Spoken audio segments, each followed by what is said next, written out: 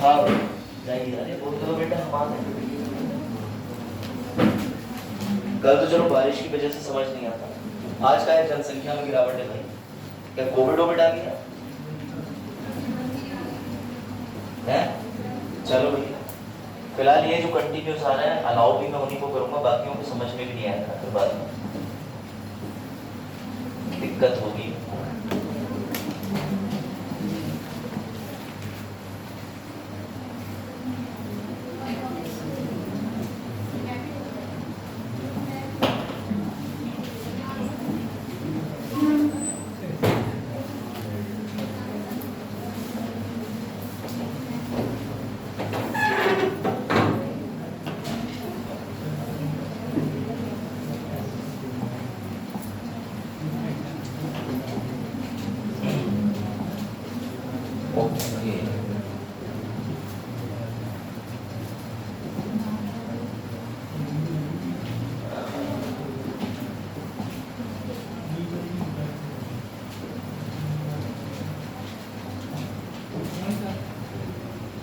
चलो बिगिन करते हैं, ठीक है। कल हम लोगों ने थोड़ा सा डिस्कस किया था न्यायिक हिरासत क्या होती है, पुलिस हिरासत क्या होती है, ठीक है। अब जो लोग नहीं आए थे मैं बता दे रहा हूँ, आ जाओ बेटा। जो लोग नहीं आ पाए थे, let me introduce again the topic. Topic शुरू हो चुका है न्यायपालिका। न्यायपालिका आज नए टॉपिक से ही शुरू कर रहा हूँ, ठीक है।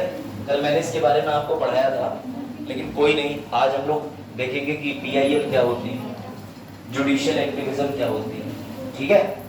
शुरू करें? चलो, तो आप में से कितने लोग हैं जो कभी किसी न्यायालय या कभी किसी कोर्ट में गए? देखा है किसी ने?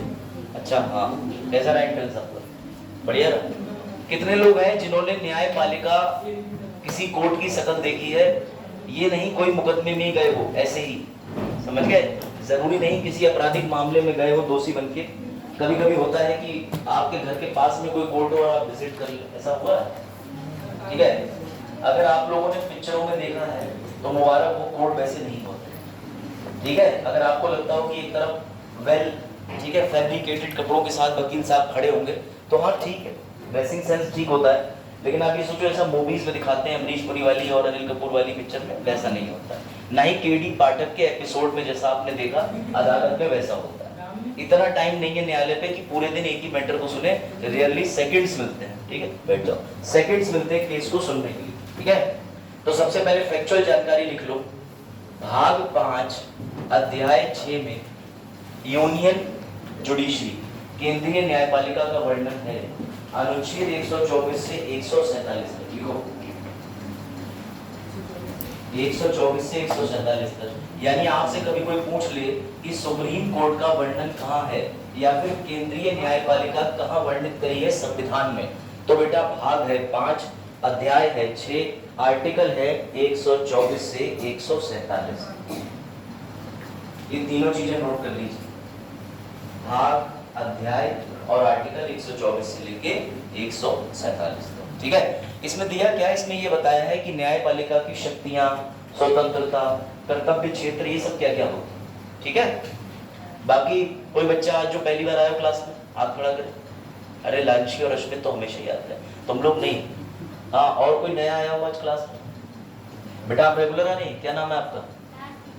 दार्शनिक शुक्ला, रचना।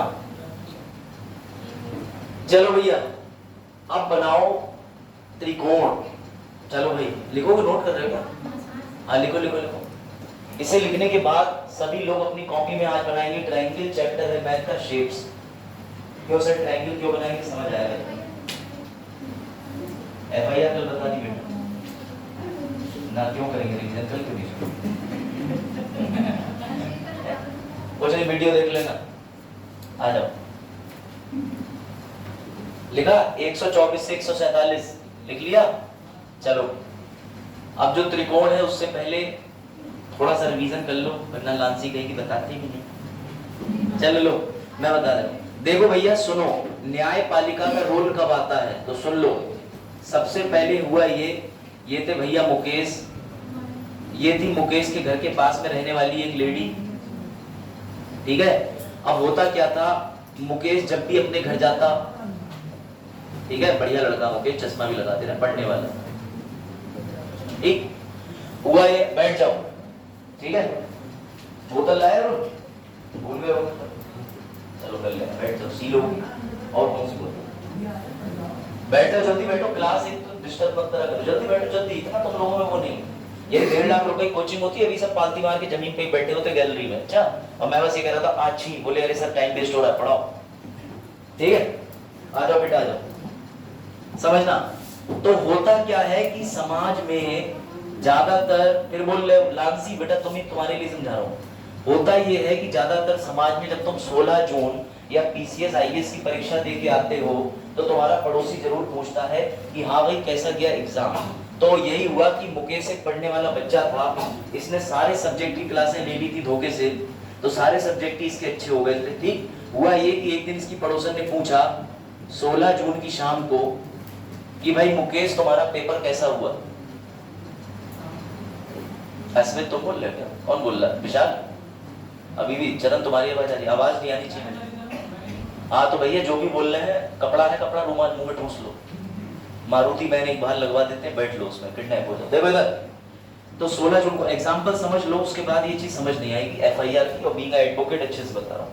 होता ये है कि भैया इन भाभी जी ने कहा कि कैसा हुआ मुकेश तुम्हारा परीक्षा। अब बेचारा सी सेट की वजह से वैसे ही सदमे में था, मुकेश को गुस्सा आ गई, मुकेश ने कह दिया तुमसे मतलब कैसा हुआ मेरा एग्जाम। तो भैया भाभी जी फिर से बोली अरे जब पेपर निकालने की औकात नहीं है तो तैयारी करते ही क्यों। अब भाई आ जाओ, अब भाई मुकेश को आ गया गुस्सा। मुकेश जो कि पेपर दे के तो आया था, इसने बढ़िया किसान ईंट उठाई, किसान भट्टे से बनी हुई, और भाभी जी के सर पे ईंट दे मारी, ठीक है। अब ब्लड निकला, तो भैया यहाँ पे दो पक्ष हो गए।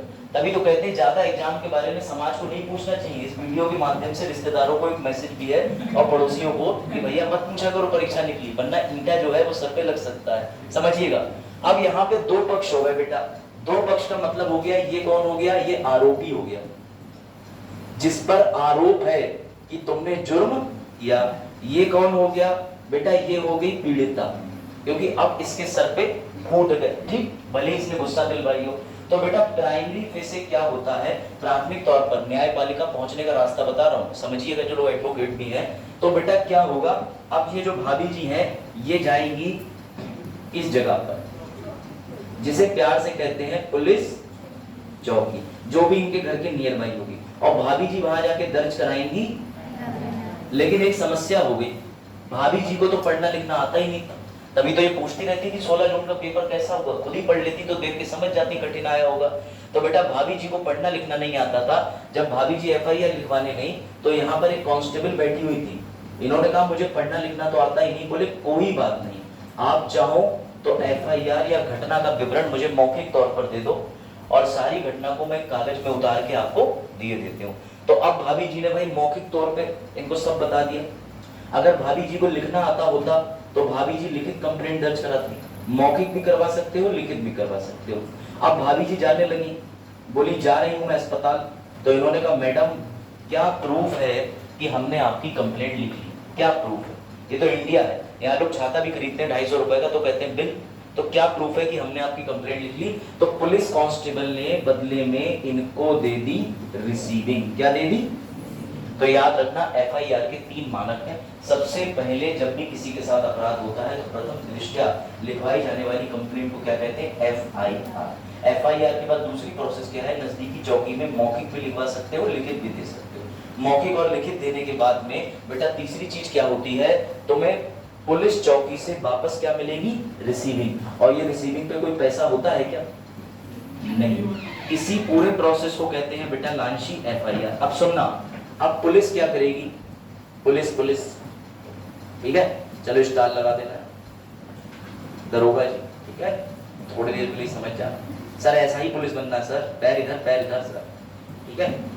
तो बेटा ये रहे पुलिस वाले। अब पुलिस क्या करेगी? मैंने पुलिस इसलिए मजबूत दिखाई है क्योंकि पुलिस के पास अत्यधिक धन रखने की व्यवस्थाएं होती हैं, मजबूत होना चाहिए धन रखने को, ठीक। तो बेटा पुलिस क्या करेगी? पुलिस को जैसे ही एफआईआर मिलती है पुलिस क्या शुरू कर देती है? बताओ, पिक्चरों में तो शुरू सुना ही होगा, वेरी गुड। जिसने गांव के रहने वाले बच्चे ने बहुत सुना होगा, विवेचना, ठीक है, इसी को कहते हैं बेटा इन्वेस्टिगेशन। अब पुलिस अपनी इन्वेस्टिगेशन जब करती है तो पुलिस को मिल गए मुकेश, जो कि घर पे ही बैठे थे, चश्मा लगा था ना मुकेश के, अब मुकेश डरा हुआ है, तो मुकेश को पुलिस जाती है उठाने और कहती है कि तुमने महिला का सर फोड़ा, तुमने अपराध कराया। अगर पुलिस को प्रतीत होता है कि ये ऐसा अपराधी हो चुका है जिसको अब समाज में खुला छोड़ दिया, तो बैग लेके क्लास में कभी भी घुस जाएगा। टाइम से नहीं मिलता तुम्हें। जिसको अगर, दूसरी बात है, जिसको अगर खुला छोड़ दिया तो हो सकता है कोई भी उससे आईएएस के बारे में पूछे और वो ईंट मार दे। तो बेटा यहाँ पुलिस पर दो विकल्प होते हैं, चाहे तो पुलिस इसको प्रथम दृष्टया अरेस्ट भी कर सकती है और चाहे तो नो अरेस्ट भी कर सकती है। यहाँ तक समझ आया? एफआईआर लिखवाई भाभी जी का सिर फूटा, उनके प्रति अपराध हुआ, भाभी जी हो गई पीड़िता, मुकेश भैया हो गए आरोपी ने सिर फोड़ा, भाभी जी गई एफआईआर लिखवाने चौकी। एफआईआर बोल के लिखवाई क्योंकि पढ़ना नहीं आता था, अगर उन्हें अक्षर का ज्ञान होता लांसी तो लिखित एफआईआर लिखवा। तो इधर देखो विकल्प को रिपीट करो। उसके बाद क्या हुआ कि भाभी जी ने जो एफआईआर दी उसकी क्या मिल गई बदले में? रिसीविंग मिलने के बाद पुलिस ने क्या शुरू कर दी? विवेचना। इस विवेचना के दौरान पुलिस ने देखा कि ये तो संज्ञेय अपराध है, गंभीर अपराध है, इस आदमी को खुला छोड़ा तो बेटा ये तो पूरे जुर्म और कर देगा, तो पुलिस इसे अरेस्ट कर लेगी। लेकिन आयशा, अरेस्ट भी पुलिस कितने घंटे कर सकती है? क्योंकि 24 घंटे के बाद इसे प्रस्तुत करना होगा मजिस्ट्रेट के समक्ष। सर ऐसा क्यों करना होता?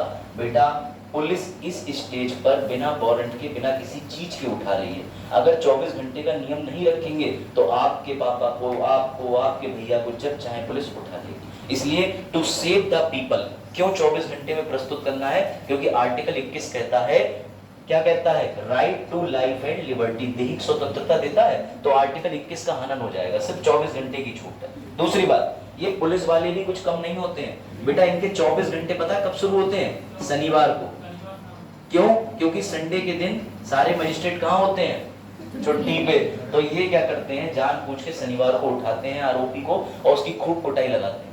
अब वो कहता है भैया 24 घंटे तो हो गए, बोले संडे हम क्या कर सकते हैं, हम भी छुट्टी पे हैं, तो वो खूब और कूटते हैं उसको। ऐसे में कई बार अवैध वसूली भी हो जाती है। कहते हैं अगर तुम्हें मार से बचना है तो कुछ धनराशि हमारी जेब में डाल दो, तुम डालो, हम नहीं मांग रहे, ठीक है? पुलिस कभी पैसा नहीं मांगती, पुलिस आपको निर्धारित करती है कि पैसा यहाँ रखो, ठीक है?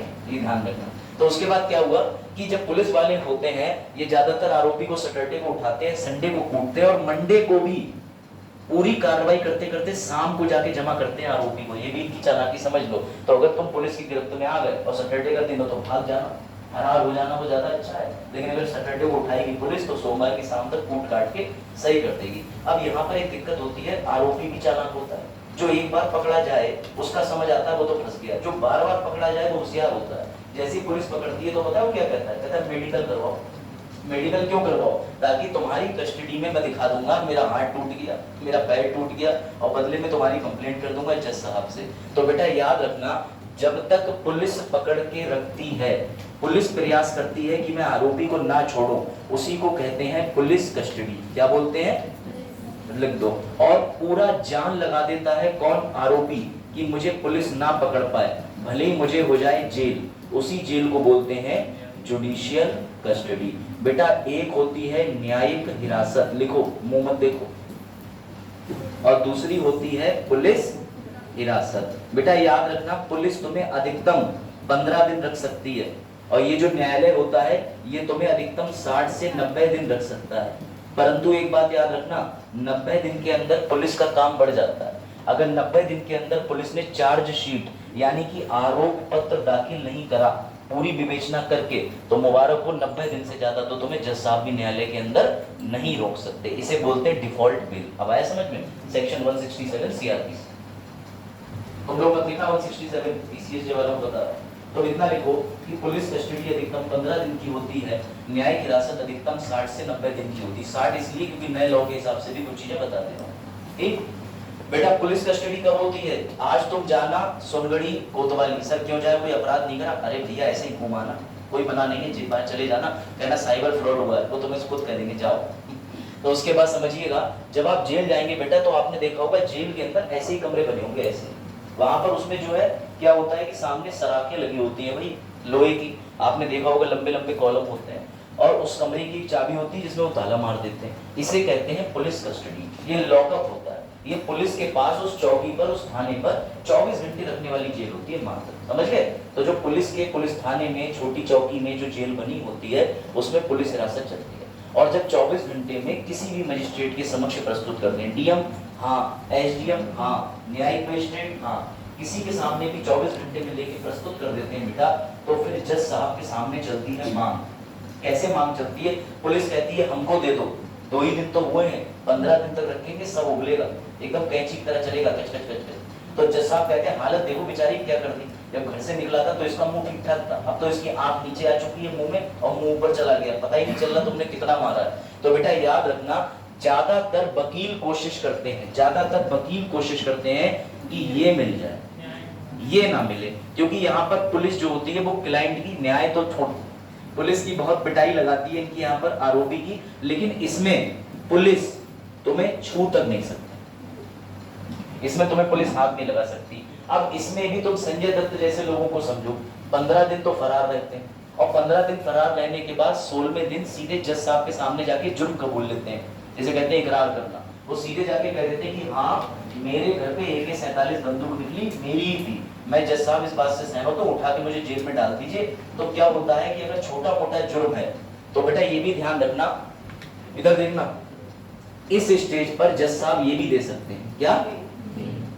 इसीलिए बड़े बड़े राजनेता पुलिस चौकी नहीं जाते हैं, गोवा, थाईलैंड, मॉरिशस निकल जाते हैं, समझ गए?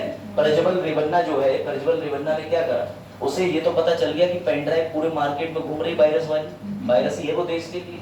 तो प्रज्वल रेवन्ना ने क्या करा, चुपचाप से, अब वो संसद का सदस्य था, संसद के सदस्य के पास जो पासपोर्ट बनेगा वो ऑरेंज कलर का होता है, कई तरीके के पासपोर्ट होते हैं, तुम्हारा वाला पासपोर्ट होता है जो 15-20 साल में एक्सपायर हो जाता है, एक ऐसा पासपोर्ट होता है जो तुम IAFS अधिकारी बनोगे, और एक पासपोर्ट होता है जो संसद के सदस्यों को दिया जाता है। प्रज्वल रेवन्ना के पास में वही पासपोर्ट था, उसने पासपोर्ट दिखाया तो किसी भी देश में जा सकता है, जिन देशों में हमारा आदान प्रदान होता है जाने का, वो तुरंत ही उड़ के चला गया दूसरे देश में। और इधर क्या खबर आ रही है, फरार हो गए एयरपोर्ट से, उनको अरेस्ट नहीं कर पाए, फिर मांग करी जा रही कि वापस आ जाओ। तो उसके बाद खैर पकड़ा गया, अब तो है ना, बेंगलुरु आ जाओ पूजा, क्या हुआ, बहुत लंबी छुट्टी हो गई, कोई बात नहीं बेटा बैठ जाओ। अब देखो ध्यान से, हुआ ये, मारो कमेंट कर दो, मुंह बंद करके मार लो कमेंट, जेएनयू वाले देखो इधर। तो हुआ ये बेटा, ध्यान से समझना, दोबारा बता रहा हूं, हुआ ये कि संजय दत्त जैसे बड़े लोग इससे बच लेते थे पहले और इसमें जाके सरेंडर करते थे, फिर जेल में जाके पुलिस पिटाई नहीं लगाती थी, पैसा भरने के बाद में सारी सुविधाएं मिल जाती हैं, टीवी, फ्रिज, वॉशिंग मशीन, बढ़िया पनीर का खाना, और फिर वो थोड़े समय में बेल से बाहर आ जाते हैं। अब कुछ समझ में आया कि सलमान खान को सराखों के पीछे क्यों नहीं देखा, क्योंकि सलमान खान अपने आप को बहुत ज्यादा, अच्छा दूसरी चीज और भी है, इतने बड़े सेलिब्रिटी को आसानी से बेल भी मिल जाती है, क्योंकि उन्हें भी पता है इनका पूरा करियर तो भारत में भाग के जाएंगे कहाँ, इसे बेल मिलने में मुश्किल होगी हमारे तुम्हारे जैसे लोगों को, जिन्हें अभी कोई खास नहीं जानता। अब समझिएगा, अब नए लॉ में क्या हो गया ये बताना मुझे जरूरी है। ये था 1973 का लॉ, ये था 1860 का लॉ, लेकिन अमित शाह जी ने ये सब खत्म करके ले आए हैं BNS 2023, और दूसरा ले आए हैं BNSS 2000। अमित शाह जी इस समय भारत के कौन है, गृह मंत्री, जो एक टाइम पे सरदार वल्लभ भाई पटेल जी थे। अब इतने बड़े पद के लिए कोई ऐसा व्यक्ति तो चाहिए जिसमें दिमाग हो, तो अमित शाह के अंदर दिमाग की कोई कमी तो है नहीं, क्योंकि उनके नीचे कौन काम करते हैं, सचिव जो कभी IPS रह चुके हैं, किसी जेल के बहुत बड़े अधिकारी रह चुके हैं, तो इनको सब पता होता है। अब क्या किया गया है नए कानून के अंदर, आयशा समझना, ये जो 15 दिन है, ये जो 15 दिन है सर, ये 90 दिन के बीच में कभी भी आ सकते हैं। सर ये 90 को दूर रुक के 15 क्यों करा, क्योंकि बेटा अब पुलिस के ऊपर रह गया है, 2 दिन आज ले ले, 2 दिन कल ले ले, 2 दिन परसों ले ले, 2 दिन अगले दिन ले ले। इन 90 दिन के बीच में कभी भी पुलिस आएगी संजय दत्त और नेताजी के पास और कहेगी चलो मुझे पुलिस कस्टडी चाहिए, तो वो कहेगा पर 15 दिन तो निकल गए ना, तो कहेगी 15 दिन शुरू के निकले हैं, नया नियम आ गया है 2023 में, ये 90 दिन के बीच में कभी भी 2 दिन या इकट्ठे 15 दिन के लिए तुम्हें उठा सकते हैं। ये पुलिस की ताकत बड़ा मजबूत करती है, इसीलिए विरोध हो रहा है। 90 दिन के बाद कैसे उठा लोगे, 90 दिन तक तो पुलिस को चार्जशीट दाखिल ही करनी। 90 दिन तक अगर फरार रहोगे तो एक जिस दिन भी न्यायालय के समक्ष होगे 90 दिन तो तब से शुरू होगा ना, फरार का टाइम पीरियड गिनेगा, पुलिस कस्टडी में गिना जाता है। इसमें वारंट की कोई जरूरत नहीं होती, इसमें आपको ये देखा जाता है कि आपने संज्ञेय अपराध करा है। संज्ञेय अपराध के मामले में पुलिस को धारा 42 CRPC के तहत उठा सकती है, ये लॉयर्स जानते हैं। एग्जैक्टली संज्ञेय अपराध महिलाओं के प्रति यौन उत्पीड़न, रेप हो गया, मर्डर हो गया, चोरी हो गई, ठीक है, चोरी हो गई। इसके अलावा आपने क्या करा, कोई जज साहब रास्ते में टहल रहे थे, ईंटा लिया, मार दिया, तो ये भी बहुत संज्ञेय अपराध है, समाज के प्रति जो अपराध होता है। हाँ, हत्या बस नहीं करें, ये समझ गए। तो बेटा मुबारक हो, अभी तक तो तुमने जो समझा वो न्यायपालिका तक जाने का प्रोसीजर था। होता ये है कि अभी आपने जो पूरी आपराधिक संरचना पढ़ी, अब उसमें मैंने एक शब्द डाला बेल। ये बेल क्या होता है सर? बेल दो लोग दे सकते हैं सर, एक पुलिस भी दे सकती है और एक न्यायालय दे सकता है। सर पुलिस भी बेल दे सकती है? बेटा पुलिस बहुत पावरफुल तंत्र होती है। अगर कभी आपने देखा होगा, कुछ लोग कहते हैं बाहर से जमानत करा दो, कुछ लोग कहते हैं जैसी चौकी पे केस गया है जाओ सेटलमेंट कर लो। कभी कभी क्या होता है कि पुलिस का जो दरोगा होता है वो कितना भी गंभीर अपराध हो, वो ये कहता है कि साक्ष्य के अभाव में प्रथम दृष्टि में ऐसा प्रतीत होता है कि इस व्यक्ति को छोड़ा जा सकता है, और वो तुमसे मुचलका ले लेगा। मुचलका का मतलब सिक्योरिटी। जाओ 90,000 रुपए का कोई पत्र यहाँ दाखिल करो, जिससे अगर तुम भाग गए या तुम्हारा जो ये तुम्हें मैंने जमानत दी है ये गलत निकली तो 90,000 रुपए न्यायालय में जमा होंगे। तो व्यक्ति का पैसा फंसा लिया जाता है, संपत्ति फंसा ली जाती है, उस चीज पे उसे बेल दे दी जाती है। बात आई समझ? बेल का मतलब पूर्णतः छूटना नहीं है, हाँ गारंटी। यही तो मैं कह रहा हूँ कि उसकी एक चीज फंसाना मींस गारंटी। बेटा समझना, पुलिस बहुत चालाक होती है, यही काम न्यायालय करता है। मान लो पुलिस ने आपको बेल नहीं दी तो हमेशा आप कहाँ जा सकते हो बेल लेने? न्यायालय पर। पुलिस आपको बेल दे ये आपका अधिकार नहीं है, परंतु न्यायालय से बेल मांगना मेरा आपका सबका अधिकार है। यूपीएससी का एमसीक्यू यही बन जाएगा कि पुलिस से बेल मांगना किसी व्यक्ति का अधिकार है? नहीं सर, नहीं है। और न्यायालय से क्यों मांग सकते हैं सर? क्योंकि न्यायालय के पास में आर्टिकल 21 होता है। हम उससे कहेंगे कि मुझे छोड़ दो, तो वो कहेगा हम छोड़ तो सकते हैं लेकिन तुम्हारे खिलाफ साक्ष्य है इसलिए नहीं छोड़ रहे। हम उससे बार बार आर्टिकल 21 की मांग करते हैं कि हमें दैहिक स्वतंत्रता दो, पर वो कहता है बिल्कुल विधि द्वारा स्थापित प्रक्रिया से ही मैं तुम्हें पकड़ के रख रहा हूँ, ये रहे साक्ष्य। समझ गए बात? ये चीज समझना। तो बेटा न्यायालय क्या करता है? न्यायालय जब आपको बेल नहीं देता है तो समझिएगा इस पूरी स्टोरी में एंट्री अब होती है एडवोकेट की। समझना, एडवोकेट का मतलब ये होता है, दो तरीके के होते हैं। पहला एडवोकेट ये होगा जो पीड़ित महिला है ना, पीड़ित जिसके सर पे ईंट पड़ी थी, ईंट, और दूसरी तरफ कौन थे? मुकेश। इन दोनों के वकील होंगे। लेकिन एक चीज समझना, ये जो पीड़िता है इसकी क्या गलती? इसने अपराध किया था क्या? नहीं करा था ना। तो बेटा ये चली जाएगी उत्तर प्रदेश सरकार की शरण में। कैसे? उत्तर प्रदेश सरकार कहेगा मैं कौन हूं? गवर्नमेंट। मेरे अधीन कौन काम करते हैं? डीएम भी काम करती है, पुलिस भी। मुझे माफ कर दो, पुलिस तुम्हें बचा नहीं पाई, इसलिए तुम्हारा केस आज से बोला जाएगा स्टेट गवर्नमेंट का केस। याद रखना, जो भी पीड़िता होती है उसका केस माना जाता है कि सरकार लड़ती है, तभी तो जो भी जिसके प्रति अपराध हुआ है उसे सरकारी वकील मिलता है, बोला जाता है प्रोसिक्यूशन। बात आई समझ? सर कोई गाड़ी मुझे उड़ा के चली गई सर, तो क्या हुआ? अगर मान के चलो वो गाड़ी उड़ा के चली गई तो अपराध हुआ है, मैं शिकायत करूंगा तो मैं कहलाऊंगा प्रोसिक्यूशन पक्ष में। इसमें एक सरकारी वकील भी होगा जो रिप्रेजेंट करेगा, इसके साथ बड़ा गलत हुआ है, सामने वाले व्यक्ति ने सरकारी कानून का हनन किया। समझना। अब मुकेश है, मुकेश सर, मुकेश तो शकल से ही आरोपी लग रहा है, तो सर मुकेश को फ्री वकील देंगे? नहीं, मुकेश को अपना वकील खुद करना पड़ेगा पैसे देके। तो बेटा ये सिस्टम को कहते हैं डिफेंस लॉयर और इसे कहते हैं प्रोसिक्यूशन लॉयर। ये समझ लो, ये सब सवाल इस तरीके के यूपीएससी में आते हैं। कल मैंने आपको सवाल दिखाया था, न्यायिक हिरासत पे आ चुका है आईएएस के पेपर में, और पुलिस कस्टडी पे सवाल आते हैं जुडिशरी के साथ यूपीएससी में भी। सर अगर मुकेश चाहे अगर वो लॉ की जानकारी रखता है तो वो स्वयं भी तो लड़ सकता है ना? मुकेश तब लड़ेगा जब जितने भी पीलीभीत के सारे वकील हैं वो लिखित में दे दें कि हम मुकेश का केस नहीं लड़ना चाहते, तब उसको लैटिन भाषा में एक प्रैक्टिस मिलेगी विच इज कॉल्ड एमेकस क्यूरी। समझ गए? ये चीज आई समझ में? कोई डाउट? कोई डाउट? ऐसा हुआ है पीलीभीत में, जहानाबाद एक जगह है, तुम्हें थोड़ा बुरा तो लगेगा लेकिन बता दे रहा हूँ। जहानाबाद में आज से कम 7-8 साल पहले की घटना है, ये ज्यादा समय नहीं हुआ होगा। एक छोटे बच्चे ने एक व्यक्ति से मोबाइल का चार्जर मांगा, उसने मोबाइल का चार्जर नहीं दिया, फिर उसने कहा तू अपने घर से ले ले, या जो भी है, गांव में तो चार्जर भी मांग के ले जाते हैं। उस आदमी ने मात्र चार्जर के चक्कर में उस बच्चे के छोटे छोटे टुकड़े कर दिए और काट के घर के बाहर बैठ गया वहीं पे। किस लेवल का साइको था ये, जहानाबाद की घटना है, सर्च करना गूगल पे। तो बेटा इसे विरल से भी विरलतम अपराध की श्रेणी में डाला गया। पीलीभीत न्यायालय में जब वो आया व्यक्ति, तो न्यायपालिका का तो नियम है कि बिना वकील के तो आप कोर्ट में लड़ोगे नहीं, तो उसका कोई वकील बनने को तैयार नहीं हुआ था। सभी ने कहा, वो केस मेरे पास भी आया था, या आप इसका ले लो भाई। ये होता है कि चलो किसी जूनियर को खड़ा कर दो, पता है केस तो हारना ही तो ना, लेकिन वकीलों में यूनिटी होती है, सभी वकील ने लिखित में दे दिया था। तो फिर उसके केस के लिए जो भी करा हो, जैसा भी करा हो, लेकिन ये समझिए उसे सीधे to be hang till death हुआ था उसको। वो एक ऐसा केस था और उसके अंदर कोई डर नहीं था। उसने पंखे से टुकड़े कर दिए थे छोटे से बच्चे के, 8-9 साल के। उसके बाद में जब वो न्यायालय आया तो पहले वकीलों ने खूब जूते चप्पल से पीटा उसको। उसके बाद में फिर न्यायालय परिसर में उसे देखने के लिए ऐसे भीड़ लगी थी जैसे कि शेर को देखने के लिए भीड़ लगती है। लेकिन फिलहाल वो जानवर ही था एक प्रवृत्ति का, यही कह सकता हूँ। सर ऐसे साइको पे बहुत सारी मूवियां भी हाँ मूवी, हाँ हो सकता है बिल्कुल। तो दोनों कोई दिक्कत नहीं। अगर जो पीड़ित महिला है मुकेश है, तो बेटा ये चाहे तो आपस में समझौता कर सकते हैं, इससे इनका केस वापस हो जाता है, ऐसा होता है। लेकिन याद रखना अरुण, एक धारा ऐसी है जिसमें कभी केस समझौता नहीं होता, वो बिल्कुल सही बनाया है SC एंड ST। अगर आपने एक बार इस धारा के अंतर्गत केस, इस कानून के अंतर्गत केस फाइल कर दिया, और खासकर अगर कोई महिला ने SC ST की धारा लगवा दी, तो उसे जिला समाज कल्याणी 2.5 लाख रुपए देता है। पता है आपको केस लड़ने के? 2.5 लाख रुपए उसे कंपनसेटरी अमाउंट मिलता है जिससे वो केस लड़ती है। हाँ महिला को, पुरुषों के लिए भी है 50,000 तक का प्रावधान। तभी तो मैं कहता हूँ, अगर तुम अपने राइट जानते हो, अगर तुम्हें कानून पता है, तो बेटा तुम DM साहब से यही कहोगे काम शाम तक हो जाना चाहिए, वरना आपको जो है ड्यूटी का पालन मैं कराना सिखा दूंगा।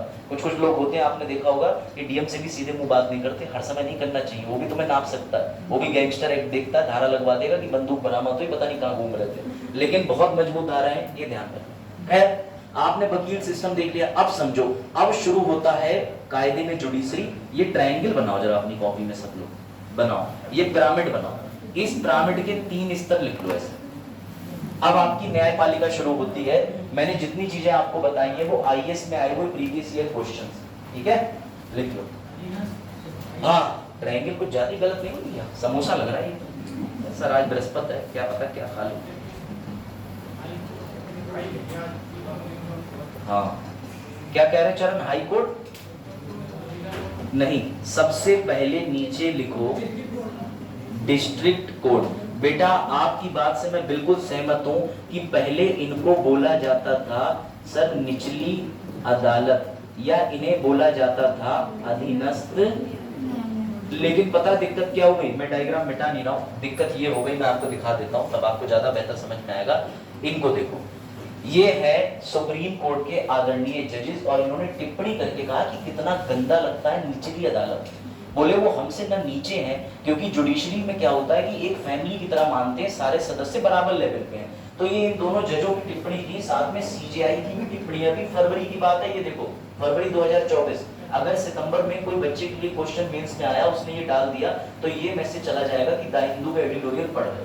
उन्होंने ये बोला कि भैया उस अदालत को निचली अदालत मत कहो, किसी भी कीमत पर उसे लोअर कोर्ट मत कहना, उसे आप कह सकते हो डिस्ट्रिक्ट जुडिशरी, आप कहो जिला अदालत, जिला न्यायालय। अपने जितने भी रजिस्ट्रार हैं उनको भी आदेश कर दिया कि तुम में से कोई भी आज के बाद ये नहीं कहेगा कि निचली अदालत का फैसला आया। ये सम्मान की बात है, समझ रहे हो? तो इन्होंने ये चीज करी थी बेटा। अब लिखो, इसको बनाओ और ये तीनों लिखो। तो मैंने इसीलिए लिखा जरूर है निचली अदालत, आपको एक्सप्लेन करने के लिए। आप भी निचली अदालत लिखने के बाद काटिएगा यहाँ पे। सर क्यों लिख के क्यों काटे? कभी कभी आप डायरेक्ट यहाँ पे लिख दोगे जिला न्यायालय, तो आपको ये स्टोरी याद नहीं आएगी। लेकिन जब आप इसे लिख के काटते हो तो साइकोलॉजी के दिमाग का क्यों काटा होगा, गलती क्यों करी होगी, तो आपको पॉइंट याद आ जाएगा। ये बात अपने इंटरव्यू में भी कोट कर सकते हो कि जुडिशरी के अंदर रिस्पेक्ट एंड डेकोरम है ईच लेवल पर। क्योंकि मैंने लास्ट ईयर जब सुप्रीम कोर्ट पढ़ाया था तो मैंने सबऑर्डिनेट कोर्ट कहा था, उस समय तक न्यायपालिका ने ऐसे कोई टिप्पणी करी नहीं थी। तो पुराने बच्चों की कॉपी में भी लिखा होगा निचली अदालत, उसे काट के लिख लो जिला न्यायालय। हाँ समझ गए, इसको लिख लो।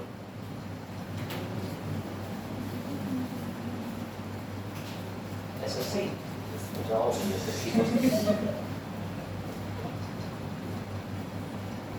SSC की हम लोग बचपन में, बचपन तो नहीं कह सकते, हमारे सामने एसएससी आयोग बना नहीं था, इतने बुजुर्ग नहीं, हम लोग कहते हैं सबसे सुस्त कमीशन, स्टाफ सिलेक्शन कमीशन, है ना। लेकिन याद रखना, आप जो बन रहे हो, आपके जैसा एक व्यक्ति पूरा एसएससी आयोग चला लेगा। एसएससी आयोग के जो अध्यक्ष होते हैं वो आईएएस होते हैं, ठीक है। और अभी भी आपने देखा होगा प्रीति सुडान जी की पोस्टिंग हो गई है, वो भी 1983 बैच की आईएएस रह चुकी है, 37 साल का तजुर्बा है उन्हें काम का। अब 37 साल के तजुर्बे वाला व्यक्ति जब आपका इंटरव्यू ले और आपसे पूछे बताओ करप्शन क्या है, और तुमको सर देश की सेवा ईमानदारी से करना, कहेगा बेवकूफ किसे बना रहा है, 37 साल से ऐसे आंसर सुन रहे हैं, बढ़िया आंसर दे। इसीलिए कहते हैं you have to be verified. बनाया बना। अब सुनो ध्यान से, एक दिन हुआ ये, ध्यान से समझना, अब मैं तुम्हें समझा देता हूँ। ये वाला डायग्राम, इसके बाद ये वाला, एक दिन पूजा अपने घर जा रही थी बरेली, तो पूजा ने एस्केलेटर का यूज करा। एस्केलेटर सबने देखा होगा, जिसने नहीं देखा मॉल चले जाओ, फिनिक्स बरेली। एस्केलेटर का मतलब स्वचालित सीढ़ियां, जिन पर तुम खड़े होने के बाद आप आ जाए ले चलो, नहीं इतने बुरे से नहीं देखो इधर बेटा, अगर आपने एस्केलेटर देखा है तो आज के बाद आप जुडिशरी का कंसेप्ट नहीं भूलोगे। सर क्यों? क्योंकि बेटा जुडिशरी में नीचे के पायदान से सीढ़ी ऊपर जाती है। सर कहना क्या चाहते हो, शुद्ध हिंदी में बता दो। तो भैया लो लिखो, मैं ये कहना चाहता हूं कि अगर किसी व्यक्ति को अपराध दर्ज कराना है तो इस ट्रायंगल का एक नियम है, तुम डायरेक्टली सुप्रीम कोर्ट नहीं जाओगे, उसकी कंडीशन अलग है। डायरेक्ट हाई कोर्ट नहीं जाओगे, सबसे पहले तुम्हें कहां आना पड़ेगा, डिस्ट्रिक्ट कोर्ट में। इसी को बोलते हैं बेटा ओरिजिनल ज्यूरिसडिक्शन। लिखो, मैं हिंदी में भी लिख दे रहा हूं, इसी को कहते हैं मूल न्याय क्षेत्र। लिखो, कहां लिखा है, अनुच्छेद 131 में। कभी भी कोई जुर्म होने पर, पीलीभीत में हमारा वॉलेट चोरी हुआ तो हम सबसे पहले पीलीभीत की निचली अदालत में जाएंगे, अब तो डिस्ट्रिक्ट कोर्ट बोला जाएगा। वहां डिस्ट्रिक्ट कोर्ट में जब मामला हमारा मामला जज साहब सुन लेंगे और सुनने के बाद भी लगेगा कि जज साहब ने राहत नहीं दी, तो हम इस मामले को कहां लेके तब जा सकते हैं, बताओ भाई पलक। सबसे पहले जिला जज साहब तक हमारी पावर है, इसके नीचे भी कई कोर्ट होते हैं, जिला जज साहब के नीचे भी कम से कम 25-30 कोर्ट होते हैं। उन सारे कोर्टों में से तुम्हारा कोर्ट होगा पर्स चोरी का, महिला अपराध का, परिवार का, भरण पोषण का। इसमें से अगर तुम चोरी की धारा वाले मामले में गए हो तो चोरी वाला केस दर्ज होगा, इसमें अधिकतम डिस्ट्रिक्ट जज तक जा सकते हो। लेकिन तुम्हें यहाँ से राहत नहीं मिली, उसके बाद तुम सीढ़ी से कहां जाओगे, सर ऊपर। यहां से भी राहत नहीं मिली सर, सीढ़ी से कहां जाएंगे, ये बात आई समझ में। कौन सी अप्रोच चलती है न्यायालय के मामलों में, एस्केलेटर अप्रोच चलती है बेटा। इस अप्रोच का मतलब होता है डाउन यानी बॉटम टू टॉप। बात आई समझ। कुछ भी हो जाए सर, एक महिला फांसी लगा के मर गई, सबसे पहले निचली अदालत में मामला दर्ज होगा। सर एक पुरुष भी फांसी लगा के मर गया निचली अदालत में, सर घोड़ा भी फांसी लगा के मर गया, तो बेटा किसी अदालत में दर्ज नहीं होगा। जानवरों के लिए अदालतें नहीं बनी है, बस अब वजाहत नहीं आ रहा क्या। असेंडिंग अप्रोच भी बोल लो, नीचे से बोल लो। अब जैसे सनी है, सनी को SUNNN बाई बोल लो, शाह नाम है छोटी की मात्रा बोल लो, ठीक है, तो कुछ भी बोल लो, समझ गए। बिल्कुल सही, बिल्कुल सही। देखा, अब सुनो ध्यान से। अब तुम कहोगे ये क्या जोक है, हाँ सर बेटा जाएंगे हम किसी भी मामले में डाउन टू यानी district court, high court, supreme court. पर सुनो एक चीज और है, जब एक दिन अरुण छत पे चढ़ गया तो अरुण ने कहा अब मैं और ऊपर जाऊंगा, तभी ऊपर से आवाज आई बेटा अभी 80-90 साल है, बाद में आना, समझ गए। तो अरुण इससे ज्यादा ऊपर नहीं जा सकता, कोई भी व्यक्ति ना जाए। क्यों? क्योंकि बेटा एक लिमिट होती है सुप्रीम कोर्ट तक जाने के बाद, समझना। लेकिन जब अरुण ने जाके देखा कि अब मुझे वापस नीचे आना है, तो बेटा अरुण किसका प्रयोग करेगा, एस्केलेटर का या सीढ़ियों का, जाहिर सी बात है। तो बेटा सुप्रीम कोर्ट में जो मामले होते हैं, यानी जब केस करना होता है तो वो नीचे से ऊपर जाता है, लेकिन सुप्रीम कोर्ट को जब कोई नियम बनाना होता है तो वो ऊपर से नीचे आता है। अगर सुप्रीम कोर्ट ने अनुच्छेद 21 में कह दिया कि अपनी मर्जी से शादी करने का अधिकार है, जाओ आज से बोलते हैं, तो वो पूरे भारत के हाई कोर्टों पे लागू हो जाएगा। हाई कोर्ट के नीचे जितनी निचली अदालत है उन्हें भी उस बात को मानना पड़ेगा। कोई डाउट? कोई डाउट? इसीलिए इसे समझाने का तरीका पिरामिड होता है, नीचे से ऊपर, ऊपर से नीचे। अब आई बात समझ में। सर एक दिन आधार का मामला था, आधार का आधार का केस दर्ज हुआ होगा निचली अदालत में, निचली से ऊपर गया होगा, ऊपर से गया, इन्होंने बोल दिया आज से अनुच्छेद 21 में आधार को देखा जाएगा, जिसमें बोला जाएगा राइट टू प्राइवेसी। आज से ये नाजीर बन गई, यहां भी फॉलो होगी, यहां भी फॉलो होगी। सर कोई आर्टिकल बता दो जो ये नियम फॉलो करवा रहा है। 141। सर कितना बढ़िया आर्टिकल है। शुरू करेंगे 131 से, वापस लौटेंगे 141 से। कोई दिक्कत? कोई दिक्कत? इतना आसान है। शुरू करेंगे 131 प्लस 10, वापस उतरेंगे 141। 131 स्टार्ट, 141 वापस। और बेटा इसी 141 पे सवाल आया है यूपीएससी में कि सुप्रीम कोर्ट ने जो भी निर्णय दे दिया वो पूरे भारत में लागू होता है, उसे क्या कहते हैं? तो बेटा उसे ही कहते हैं मिसाल का सिद्धांत।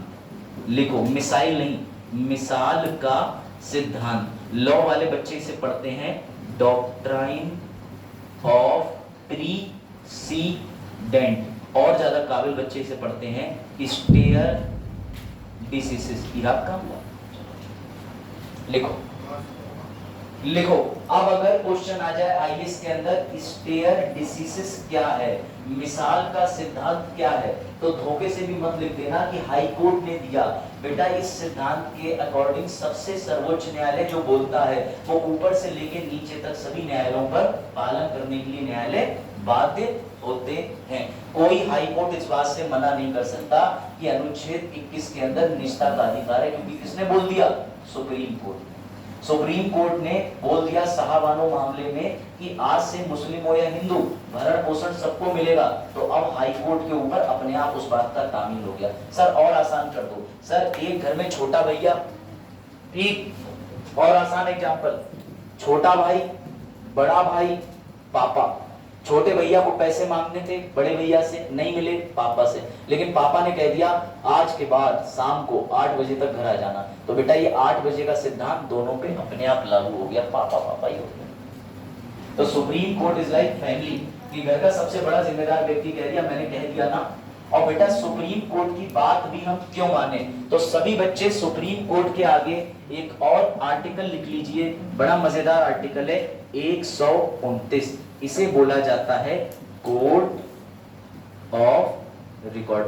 माना जाता है कि सुप्रीम कोर्ट के पास हर वो दस्तावेज है जिसके बेसिस पर वो पूरे भारत में निर्णय लागू करता है। दुनिया का हर केस सुप्रीम कोर्ट के पास। सर दुनिया का कैसे होगा? सर भारत का होगा।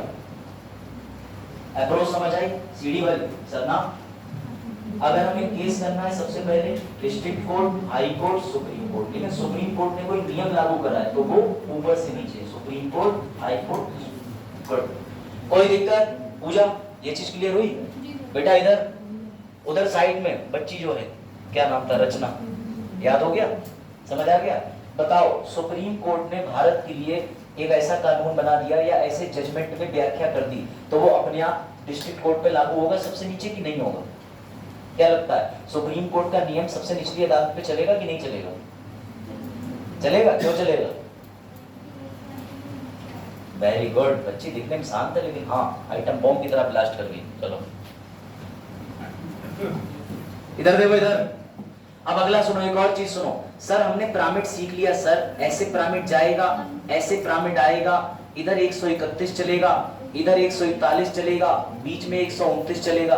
तो सर इसी पूरी व्यवस्था को बोलते हैं, सुप्रीम कोर्ट को कई बार जजेस ने बोला है पिरामिड प्लस इंटीग्रेटेड। लिख लो, इंटीग्रेटेड का मतलब होता है एकीकृत, और पिरामिड का मतलब तो पता ही है, सुंड आकार आकृति। वाह सर, आपको तो साहित्य का टीचर होना चाहिए। कोई बात नहीं बेटा, देखो कितनी सब बता अभी बता रहा हूँ।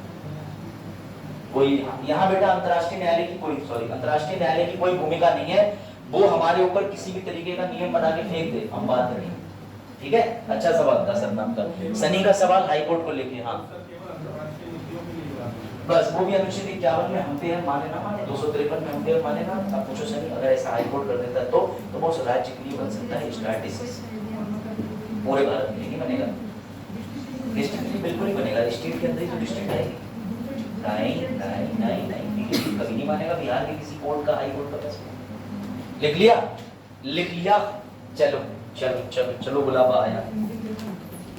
चलो भैया अब कोई दिक्कत? तुम जब ये डायग्राम देखोगे, मैडम ऊपर जा रही हैं, मैडम नीचे आ रही हैं, नीचे लेके आ रही हैं विधि, ऊपर लेके जा रही हैं केस। बेटा इसी अप्रोच को कहते हैं स्टार डिसीजेस। अब जरा एक बार इसको पढ़ लो, 141 क्या कहता है, आनंद आ जाएगा। पढ़ो पढ़ो पढ़ो पढ़ो, जो पढ़ोगे वो देखोगे वही सीखोगे।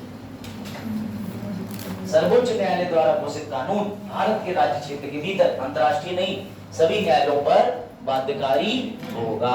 इसी सिद्धांत को बोलते हैं स्टेरे डिसिसिस डॉक्ट्राइन ऑफ प्रेसिडेंट। और हमारी जुडिशरी क्या है आगे बताऊंगा, इंडिपेंडेंट पे भी ध्यान मत देना। चलो भैया, ये रही व्यवस्था। पूछो भैया, इसके ऊपर राष्ट्रपति जुडिशरी का हिस्सा नहीं है, उनके लिए जो अनुच्छेद 72 के अंदर दिया है वो एक्सेप्शनल कंडीशन है, हर परिस्थिति में समाय याचना के लिए कंडीशन नहीं है। ऐसा भी नहीं केवल मृत्युदंड, उस मृत्यु दंड में कई बार प्रेसिडेंट भगा देता है, चल भाग, सुप्रीम कोर्ट ने जो बोला है सही है, उसे लगता है कि it is very substantial question, तभी डील करेगा, उसके लिए डिस्क्रिशनरी पावर है। बेटा ये चार्ट जो है, इस चार्ट के तहत जितने भी लोग जज बनने का सपना देख रहे हैं, लो देख लो, तुम्हारे सपनों को पंख देने के लिए मैं यहाँ हूँ। सर यहीं तक जज बन सकते हैं, इसके आगे जज बनने के लिए लगता है भाई भतीजावाद का संबंध, जिसे आज की डेट में भारत में बोला जाता है कोलेजियम फिडेली। आज तुम सीखोगे 3 जजों के केस, कोलेजियम फिडेली और भारत की न्यायिक व्यवस्था। समझ गए? हुआ ये, क्या नाम है आपका? लक्ष्मी नगमा। नगमा, अच्छा मैं भी डर गया, है नाम बड़ा क्रूशियल निकल के आया, मैं धोखा हो रहा है। चलो देखो, आप लोगों ने वो देखी जॉली LLB 2, जॉली LLB का 2 का लास्ट का सीन कितना एपिक है। जब वो पंडित को लाते हैं उठा के, तो वो सब कुछ बताता है, वेद पुराण सब कुछ बताता है, उससे कहते हैं एक और, वो कहता है हाय अल्लाह इससे आगे भी है, मेरे संग भी आज वही हो गया। चल तो सुनो ध्यान से, एक दिन नगमा की भैंस चोरी हो गई, तो नगमा ने कहा अब मैं क्या करूं। तो बेटा नगमा सबसे पहले तो ये तय होता है कि भैंस चोरी होना आपराधिक प्रवृत्ति में कौन सा आता है, ये जमीन का विवाद है या किसी संपत्ति के विरुद्ध सिविल में, या फिर किसी व्यक्ति के विरुद्ध क्रिमिनल में। जैसे चाकू लेके किसी व्यक्ति के पेट में मार दिया तो ये क्रिमिनल है, व्यक्ति की जान पे बनाई। किसी की संपत्ति पे तुमने बोर्ड लगा दिया आज से जमीन मिली, तो ये सिविल अपराध है। ठीक है, सिविल अपराध क्रिमिनल के मुकाबले सजा देने में थोड़े कमजोर होते हैं, इसलिए दादाजी केस फाइल करते हैं, पोता केस लड़ता है। ये स्थिति भारत में, समझना।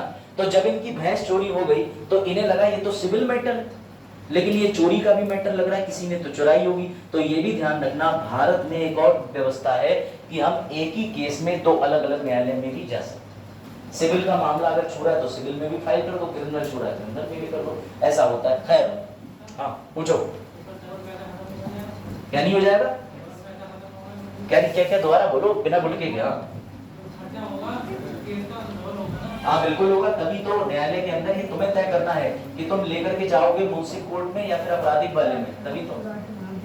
अगर चुरा के मारती तो और लो। चलो देखो, तो भाई नगमा जो है वो सबसे पहले लोअर कोर्ट में जाएंगी। यहाँ पर ये कहेंगी माय लॉर्ड भैंस चोरी हो गई, तो माय लॉर्ड कहेंगे ऐ भैंस की कीमत बताओ, सच बता रहा हूँ। तो अगर भैंस की कीमत 5,000 रुपए की, तो ये कहेंगे ये मेरे न्याय क्षेत्र में आता है, भैंस 5,000 से ऊपर की, 50,000 की, तो तुम मेरे से ऊपर के जज पे जाओ। ऊपर वाला जज फैसला सुनाएगा, अगर ये संतुष्ट नहीं है, और ऊपर उससे भी संतुष्ट नहीं है डिस्ट्रिक्ट न्यायालय। अगर डिस्ट्रिक्ट कोर्ट ने कह दिया कि भैया आपकी भैंस के रूप में ये रहा मुआवजा, तो ठीक है। अगर उससे भी सेटिस्फाई नहीं है तो फिर आप ऊंचे के कोर्ट में भी जा सकते हैं। यही मैंने अभी आपको बताया कि subordinate court, high court, session court. लेकिन याद रखना, हमेशा तुम किसी केस में शुरुआत तो यहाँ करोगे, लेकिन तुम्हें कुछ ऐसी छूट प्रदान है जिससे डायरेक्टली हाई कोर्ट और सुप्रीम कोर्ट जा सकते हो।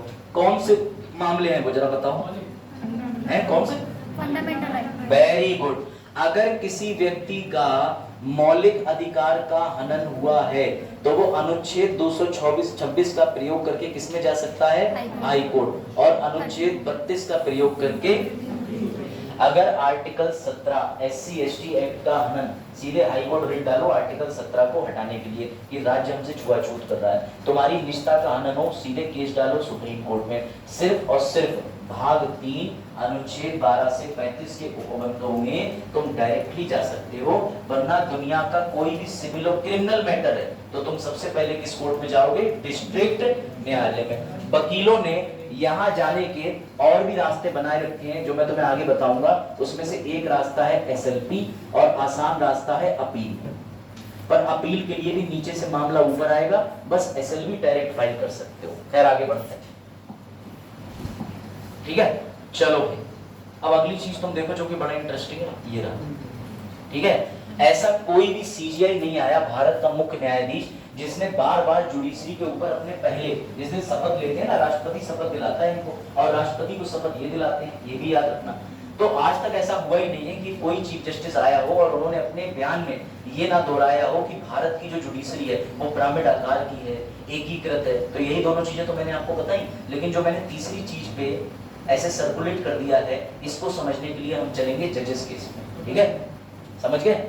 चलो भाई, अब अगर तुम्हारा ध्यान नहीं था तो जरा तुम्हें थोड़ा बहुत ये ध्यान होगा, अनुच्छेद 12 जब मैंने पढ़ाया था, ये बॉक्स बनाया होगा कि एग्जीक्यूटिव, लेजिस्लेटिव, जुडिशरी कहने को अनुच्छेद 12 में आते हैं, लेकिन जब जज साहब न्याय कर रहे होंगे तो उनका जो जे है भैया वो ऊपर चला जाएगा, यानी तब वो अनुच्छेद 12 का हिस्सा नहीं रहेंगे। चलो अब शुरू करते हैं फाइनली लिखना, और हेडिंग डालो अनुच्छेद 124।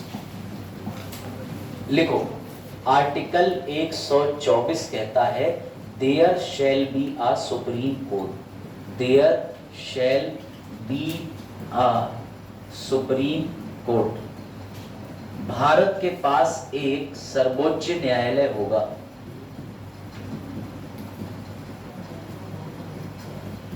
होगा, आज भी है, 124 का अनुच्छेद 1 लिख लिया। अब ध्यान से समझना, इसका जो दूसरा वाला पॉइंट है ना बेटा, वो सबसे ज्यादा विवादित है, क्योंकि ये किसकी बात करता है? ये बात करता है जजों की नियुक्ति। भारत में जो जज चुने जाते हैं, याद रखना, सबसे नीचे वाली जो अदालतें होती हैं, जिसमें मैंने डिस्ट्रिक्ट कोर्ट बोला, और ये हाई कोर्ट है, ये सुप्रीम कोर्ट है, यहाँ का कोई एग्जाम नहीं होता। इस अवस्था का एग्जाम होता है जिसका इंटरव्यू मैंने दिया था, विच इज कॉल्ड पीसीएसजे और एचजीएस। ये बड़ा एग्जाम है, ये छोटा एग्जाम। अगर 35 साल की आयु तक मैं चाहूं जज बनना तो पीसीएसजे दूंगा, 35 साल की आयु होने के बाद डिस्ट्रिक्ट जज बनना है तो एचजीएस दूंगा। जुडिशरी में जो बच्चे तैयारी करते हैं 55 साल तक तैयारी करते रहो, कोई टेंशन नहीं, सबसे ज्यादा लेट आयु तक एग्जाम यही कराता है। ऐसे कोई किसी वर्ग के पास इतनी आयु तक एग्जाम देने का मौका नहीं होता, समझ गए? तो सर डिस्ट्रिक्ट जज का तो मामला सॉर्टेड है, एक परीक्षा निकालो, सीधे लग जाओ। ये परीक्षा प्रणाली सेम वही होती है, प्रीलिम्स, मेन, इंटरव्यू।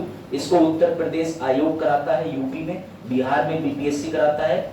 सिलेबस के अंदर पूरा पीसीएस का सिलेबस प्लस 28 विधि के विषय आते हैं, समझ गए? अब आगे बढ़े।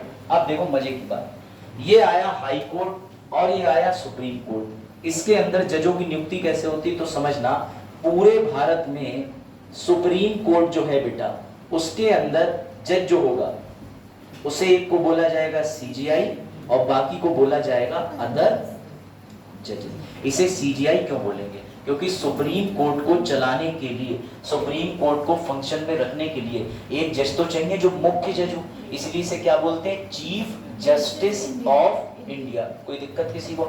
सर इसकी नियुक्ति कैसे होती है? इसकी नियुक्ति ऐसे होती है कि इनकी नियुक्ति करते हैं राष्ट्रपति। किसकी सलाह पे बाद है? प्राइम मिनिस्टर और मंत्री परिषद या मंत्रिमंडल की। ठीक, अब यहाँ पर एक कंडीशन और है, वो कंडीशन ये है कि जो पूर्व सीजीआई हैं वो एक नाम दे के जाएंगे और उस नाम को बोलेंगे कंसल्ट, और कंसल्ट को हिंदी में कहते हैं सलाह। अब तुम 100% एक्टिव हो जाना, मैं भी और एक्टिव हो जा रहा हूँ, ध्यान देना बोर्ड पे। भारत में डी वाई चंद्रचूड़ जो इस समय बैठे हुए हैं 50 में मुख्य न्यायाधीश, कभी दिमाग लगाया उनकी नियुक्ति कैसे हुई? तो समझना बेटा, उनकी नियुक्ति ऐसे हुई कि राष्ट्रपति के पास में एक नाम जाता है। वो नाम कौन देके जाते हैं? जो जाते हुए सीजीआई होते हैं, और ये नाम जो देके जाते हैं राष्ट्रपति को। लेकिन राष्ट्रपति अपनी सलाह पर ये काम कर सकता है? नहीं कर सकता, क्योंकि राष्ट्रपति किससे बाध्य है? प्रधानमंत्री से। तो सुनना बेटा, बड़ा विवादित चीज हो गई।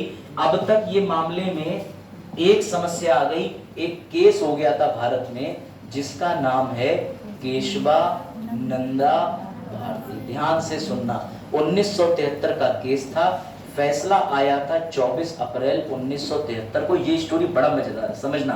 हुआ ये था, अब तक जितने जज इस केस में बैठे हैं, आज तक भारत में किसी केस में इतने जज बैठे ही नहीं, किसी भी मामले में इतने ज्यादा जजेस बैठे ही नहीं। उस समय सुप्रीम कोर्ट में जितने जज थे सबके सब बैठ गए थे, 13 के 13 जज बैठ गए थे। इतना भयानक केस था। केस किस पे संबंधित था? तो सीधी बात समझ लो, केरला में सरकार जमीन लोगों की ले रही थी, खासकर जो मंदिर पुरोहित मठाधीश वाले थे। सरकार को जमीन लेने का अधिकार चाहिए था, तो उसके एवज में केरला में केशव नंदा नाम के, आप ये समझ लो कि जिनकी जमीन थी, एक धर्मगुरु थे, उन्होंने मामला डाला। ये मामला इतना तूल पकड़ गया क्योंकि उस समय देश की पीएम कौन थी? इंदिरा गांधी। ये मामला पर्सनल बन गया क्योंकि ये जमीन इंदिरा गांधी को चाहिए थी, सीधी बात समझो, सरकार को चाहिए थी। लेकिन न्यायपालिका जो थी उसने एक गलती कर दी, या कह लो कि गलती ना करके देश बचा लिया। इसमें ये हो गया 6 जज एक तरफ, 7 जज एक तरफ। जिधर ज्यादा जज होते हैं वही मामला जीत जाता है। इस मामले में सरकार के विरोध में 7 और फेवर में 6, तो मामला कौन जीत गए? विरोध वाले। अब इस विरोध वाले मामले में बेटा याद रखना, एक व्यक्ति और था जिनका नाम था चीफ जस्टिस सीकरी। इनका रिटायरमेंट हो रहा था 25 अप्रैल 1973 को। फिर से समझना जो मैं तुम्हें समझाना चाह रहा हूं, डायग्राम दिखा दे रहा हूं, इनका फोटो भी होगा ना। आजा जल्दी आजा, फोटो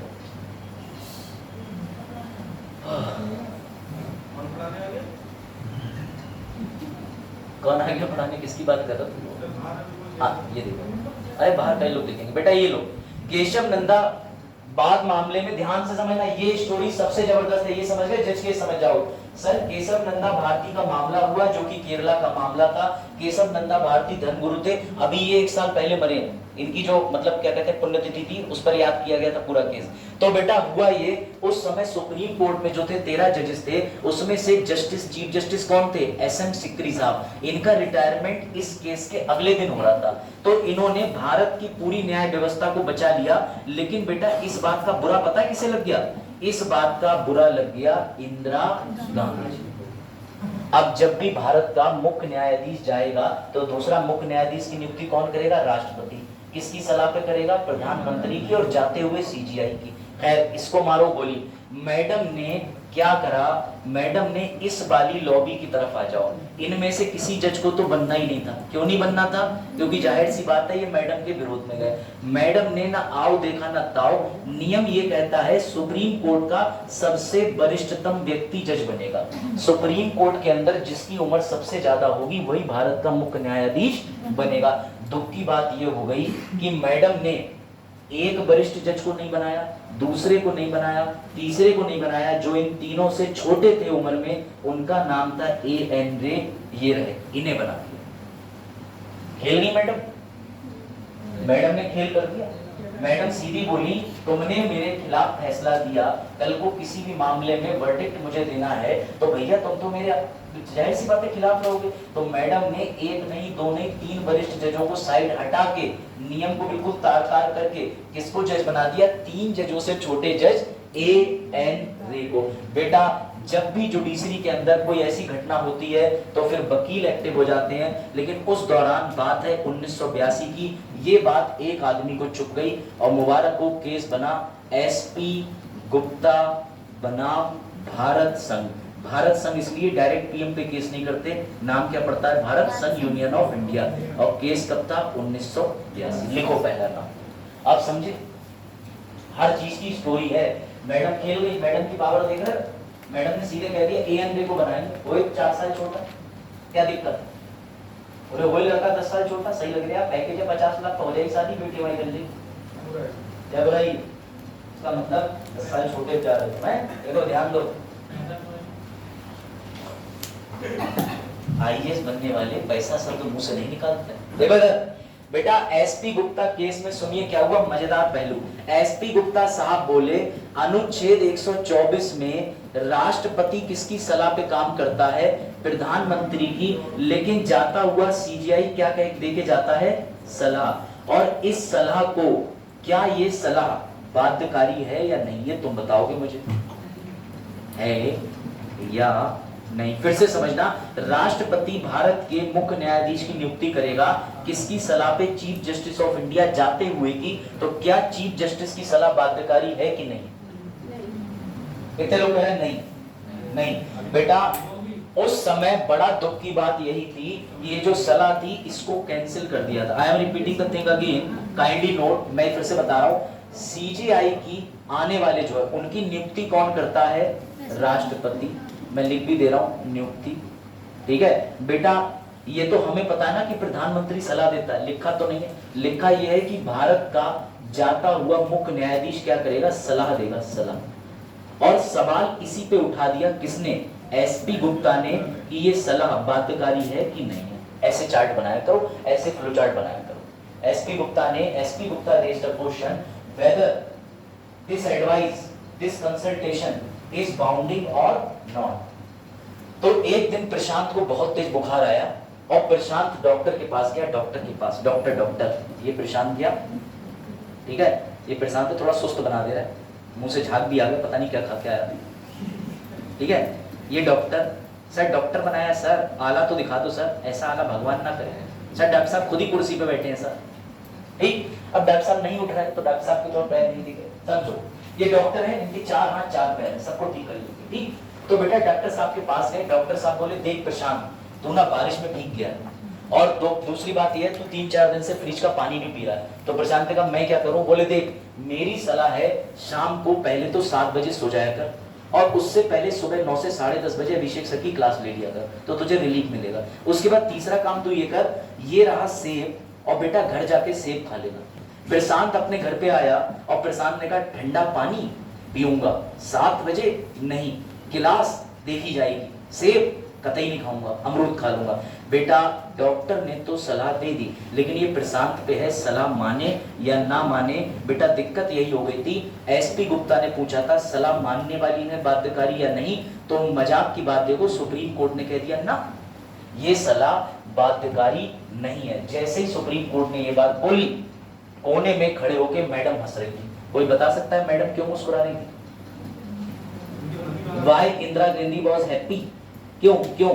क्योंकि सुप्रीम कोर्ट ने साफ साफ कह दिया मैडम ये जो सलाह देते हुए चीफ जस्टिस जाएंगे वापस पुराने वाले, इनकी सलाह बिल्कुल भी नहीं माननी, क्योंकि क्या नहीं है, बाध्यकारी नहीं है। मुबारक हो पहला जज केस। इसके बाद जो प्रधानमंत्री ने अंधाधुंध अपनी मर्जी के जजेस भरे हैं, उससे कुछ पूछो ही मत, पूरे देश का जुडिशरी सिस्टम हिला दिया। क्यों? अब तो सुप्रीम कोर्ट ने खुद ही कह दिया मारो मारो और मारो, जान से मार डालो हमें। हाँ तो बस उसी समय मजा आ जाता, उस समय कोलिजियम डेवलप हो जाता, समझ गए?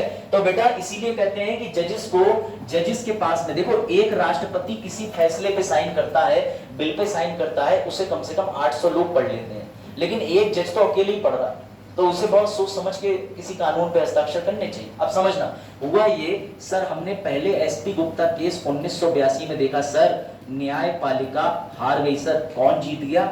एग्जीक्यूटिव, यानी मैडम जीत गई। क्यों जीत गई?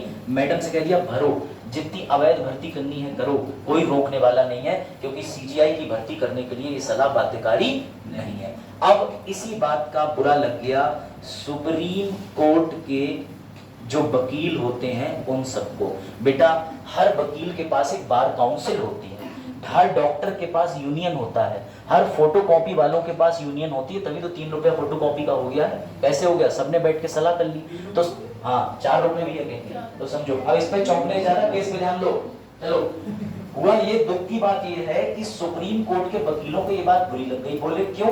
बोले हमारा ही तो नाम जाते हुए सीजीआई लेके जाते थे कि भैया मुकेश को बना देना, प्रशांत को बना देना। बोले अब तो राष्ट्रपति कहेगा हम ना बनाई मुकेश को, हम बनाई दूसरे राकेश को जो हमारा रिश्तेदार है। तो बेटा ये चीज होने लगी। सुप्रीम कोर्ट के एडवोकेट ने केस कर दिया केंद्र सरकार पर 1993 में, और यहाँ पर मजेदार चीज हो गई, वकील तो वकील होते हैं। बोले सुनो ध्यान से, आर्टिकल 50 कहता है जुडिशरी और कार्यपालिका, यानी न्यायपालिका कार्यपालिका कभी भी एक नहीं हो सकते, हमेशा इनके बीच में डिवोर्स रहेगा। और कैसे तुमने मैडम को छूट दे दी कि वो किसी भी जज की नियुक्ति कर सकती हैं? तो मुबारक हो, यहाँ पर जुडिशरी जीत गई और यहाँ पर मैडम हार गई। यानी उस दिन से तय हो गया, मैडम का मतलब जो उस समय के प्रधानमंत्री होंगे, ये तय हो गया कि ये जो सलाह है ये सलाह बाध्यकारी रहेगी। ये बात आई समझ में या नहीं? सर इस केस का नाम क्या है? इस केस का नाम है supreme court advocate on record association versus union of India. ठीक, और बेटा इसी केस में मुबारक हो, एक नया जन्म हुआ, किलकारियों की आवाज आई, उसे कहते हैं कोलिजियम सिस्टम। तो अगर कोई कहते कि कोलिजियम सिस्टम का जन्म कहां से हुआ तो 1993। ठीक, देखो कोलिजियम सिस्टम, मैं एक बार केस फिर से रिपीट कर दूं, दोनों है ना। हाँ। क्योंकि सर हम एक बार ध्यान नहीं लगाएंगे, सर हमने पैसे नहीं दिए, सर आप तो ले ही रहे हो सर, है ना। 1.5 लाख वाली कोचिंग में सर हमारा ध्यान भी लगता सर, हमें ये तक पता रहता सर कि सर ने अभी एक अच्छा लिख के बिठाया, देखा। चलो, एक फीस कर देनी चाहिए कि अभ्युदय में 1.5 लाख रुपया लेके आओ और बाद में 1 साल बाद 1,35,000 ले जाओ, तुम्हारा पैसा एफडी पे डाल दो ले जाओ, लेकिन डर तो रहेगा कि हमारा पैसा लगा दिया। चलो भैया दोबारा से सुनना, सर राष्ट्रपति नियुक्ति करता है सीजेआई की, जजेस की, सभी जजेस की करता है, सीजेआई तो छोड़ ही दो। किसकी सलाह पे करता है सर, तो राष्ट्रपति करता है जाते हुए एक्स सीजेआई की सलाह पे। ये गोपनीय तरीके से सबको पता है, ये किस पे बाध्य है, पीएम की सोच पर बाध्य है, पीएम की सलाह पर बाध्य है। बेटा ये बात अनुच्छेद 124 का 2 कहता है। ठीक हुआ ये कि केशव नंदा भारती बाद में क्या हो गया, एएन रे साहब को बना दिया चीफ जस्टिस, जबकि उनसे ऊपर कितने जज थे, 1 2 3। इतना ही नहीं, इस बात का बुरा लग गया किसको, तो पहला केस बन गया, इसे बोलते हैं फर्स्ट जजेस केस एसपी 1900।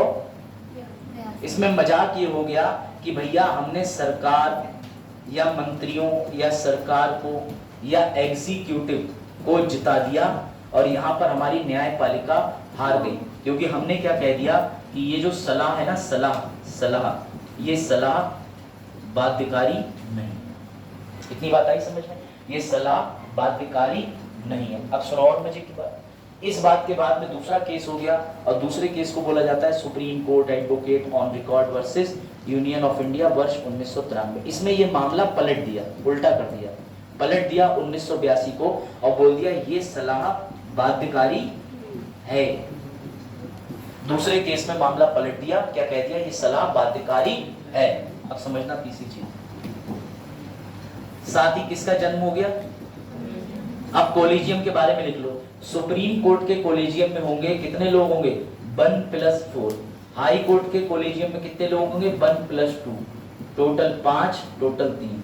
यानी सुप्रीम कोर्ट में किसी भी जज की नियुक्ति होगी तो एक कोलिजियम नामक समिति बनेगी और इस समिति में कितने लोग होंगे सर, इसमें एक तो भारत के मुख्य न्यायाधीश होंगे और 4 अन्य जज होंगे। यानी सुप्रीम कोर्ट के किसी भी जज की नियुक्ति किससे होगी, कोलिजियम से।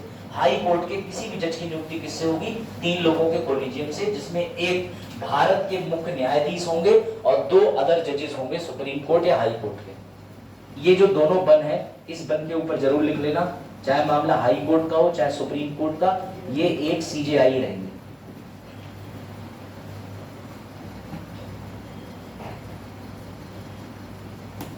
लिख लिया, लिख लो, लिख लिया, बड़े आगे। तो बेटा इस कॉलेजियम के तहत ये प्रक्रिया शुरू हो गई और मुबारक हो, अब जजों की भर्ती कैसे होने लगी, तो सीजीआई की भर्ती कौन करेगा, राष्ट्रपति। अब राष्ट्रपति को सलाह कौन देगा, ये, इसकी सलाह कैसी होगी, बाध्यकारी। लेकिन लेकिन लेकिन लेकिन लेकिन ऐसा इतना संभव, इतनी आसानी से अगर हो ही जाए तो फिर समस्या की बात ही क्या है। हुआ ये, उस समय पर देश के राष्ट्रपति थे के.आर. नारायणन और के.आर. नारायणन को बड़ी उत्सुकता थी कि मुझे बताओ ये कॉलेजियम काम कैसे करता है। तो बेटा इन्होंने पूछा ये कॉलेजियम क्या है। आपको पता होना चाहिए कि अनुच्छेद 143 का प्रयोग करके राष्ट्रपति सुप्रीम कोर्ट से संविधान पर कोई भी प्रश्न पूछ सकता है, लेकिन याद रखना सुप्रीम कोर्ट बाध्य नहीं होता है। मेरे पिताजी मुझसे कुछ पूछेंगे तो हो सकता है कि मैं बाध्य हूं, लेकिन यहाँ पर ऐसा जुडिशरी और राष्ट्रपति के रिश्तों में नहीं होता। अगर राष्ट्रपति कोई प्रश्न पूछेंगे जजों से या सुप्रीम कोर्ट से तो वो उत्तर देने के लिए बाध्य नहीं, ये ध्यान रखना 100%। ठीक, अब आ जाओ इस बात पे। तो राष्ट्रपति के.आर. नारायणन ने पूछा ये कॉलेजियम क्या है, तो उन्होंने कहा देखो सुप्रीम कोर्ट में 1+3 या 4, गुड, सुप्रीम कोर्ट में 1+4 और हाई कोर्ट में 1+4। अरे वाह, तो तेज हो गए। ये होता है, उन्होंने सीधे बता दिया कि नियुक्ति तभी होगी जब ये जजों का नाम रिकमेंड करेंगे। यहाँ तक 3 जज केस आ गए समझ में। सर पहला केस था दूसरा वकीलों का केस था, तीसरा राष्ट्रपति के द्वारा मांगी गई सलाह थी। इन तीनों को एक जगह लिख के प्यार से बोलते हैं 3 जजेस केस। और बेटा ये यूपीएससी मेंस में आ चुका है, जुडिशरी मेंस में क्वेश्चन आ चुका है, पीसीएस में पूछा जा चुका है कि 3 जजेस केस क्या है। सर अब तो आ चुका ना, अब दोबारा थोड़ी ना आएगा, 10 बार से ज्यादा बार आ चुका है। और आने वाले वर्षों में भी जब तुम्हारा बेटा भी 2047 में एग्जाम दे रहा होगा तब भी पूछे।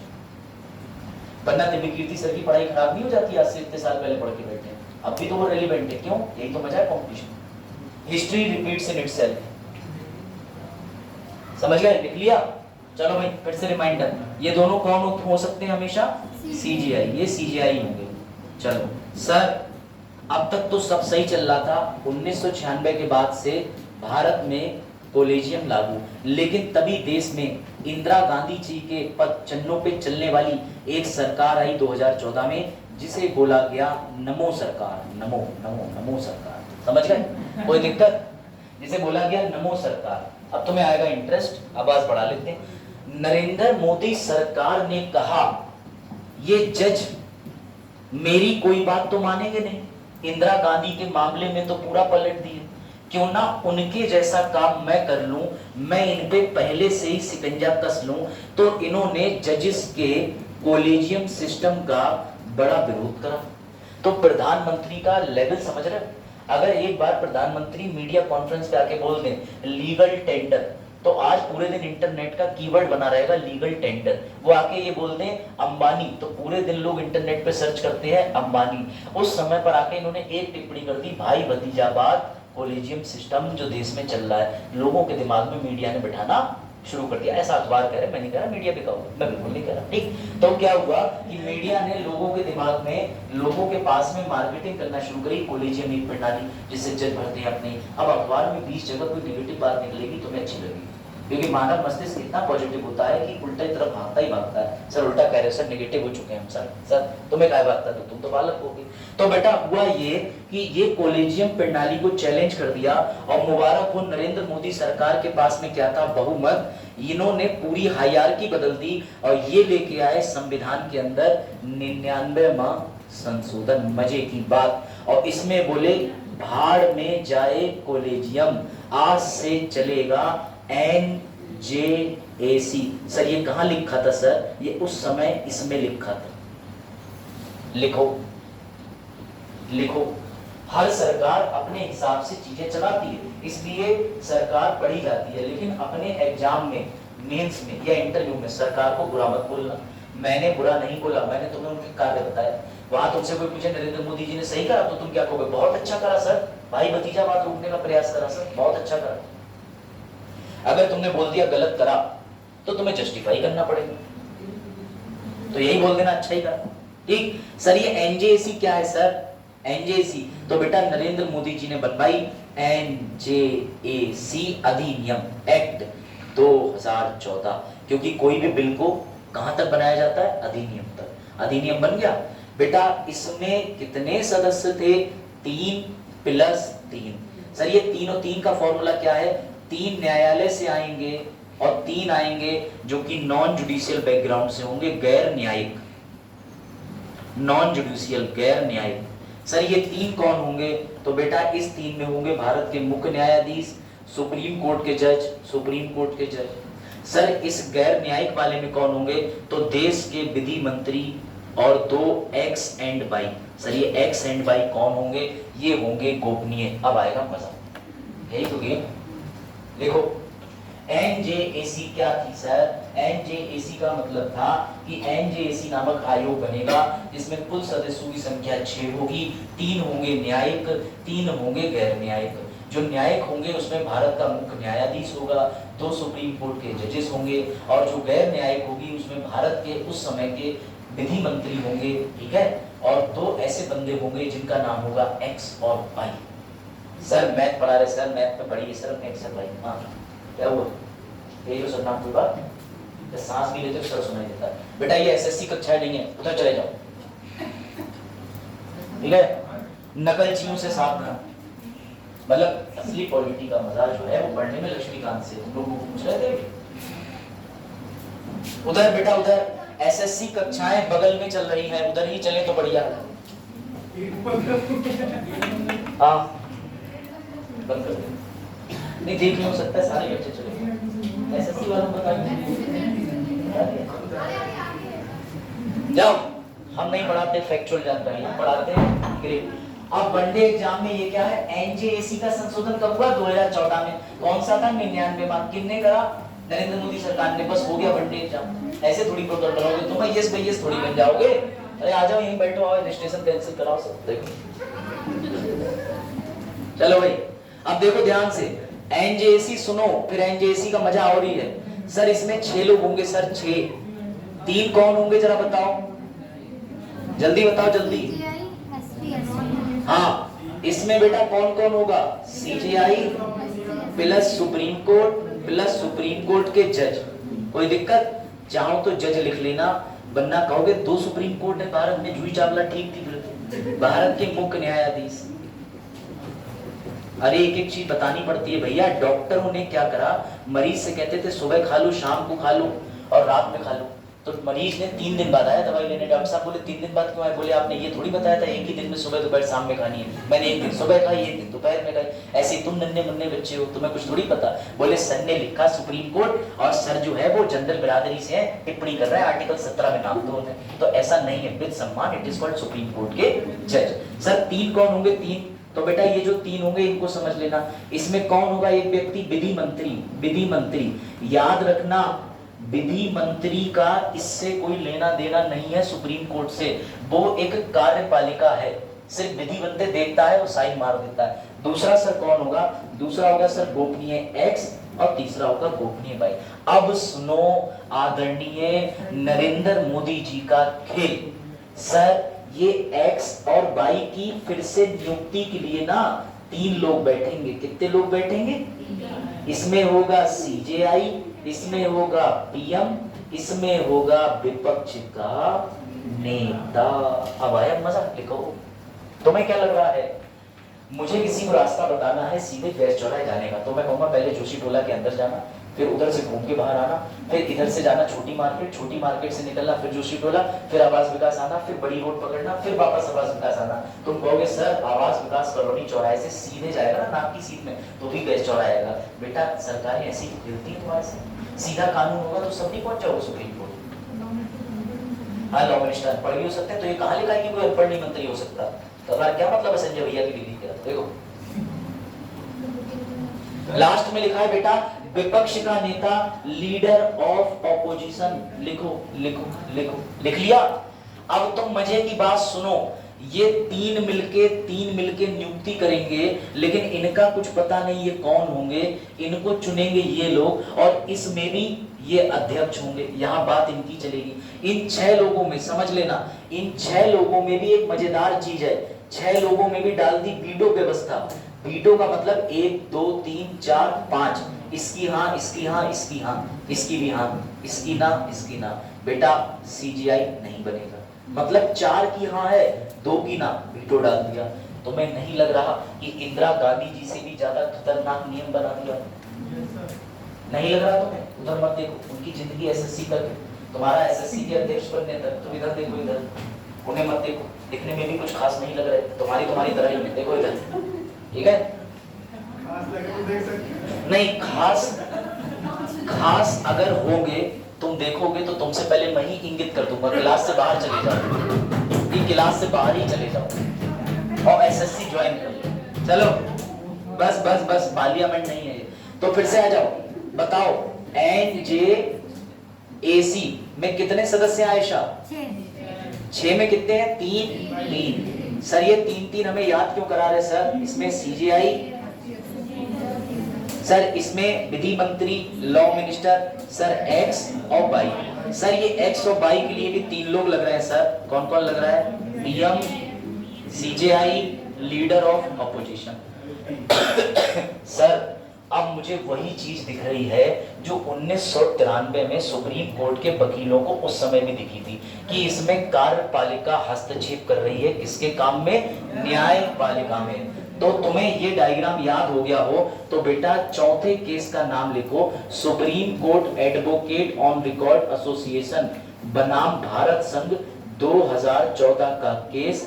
और मुबारक हो, इस केस का निर्णय निकला NJAC खत्म, कॉलेजियम दोबारा लागू, संविधान का 99वां संशोधन कैंसल। मतलब मुझे हमेशा ये कहते हुए मजा आता है कि ये पूरा पढ़ लो उसके बाद भूल जाओ, लिखवाइए काय को सर, क्योंकि अब ये संविधान का हिस्सा नहीं है, यही तो मजा है। हाँ अरे तो ये तो हमने करंट अफेयर के अच्छे टीचर से तो पढ़ा ही था।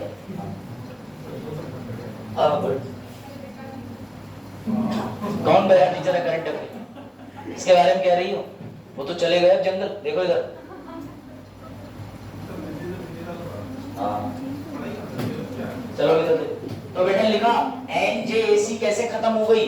2014 में 99वां संविधान संशोधन पे केस हुआ, मजबूरी में सरकार को 2015 आते आते ये पूरा आयोग खत्म करना पड़ा।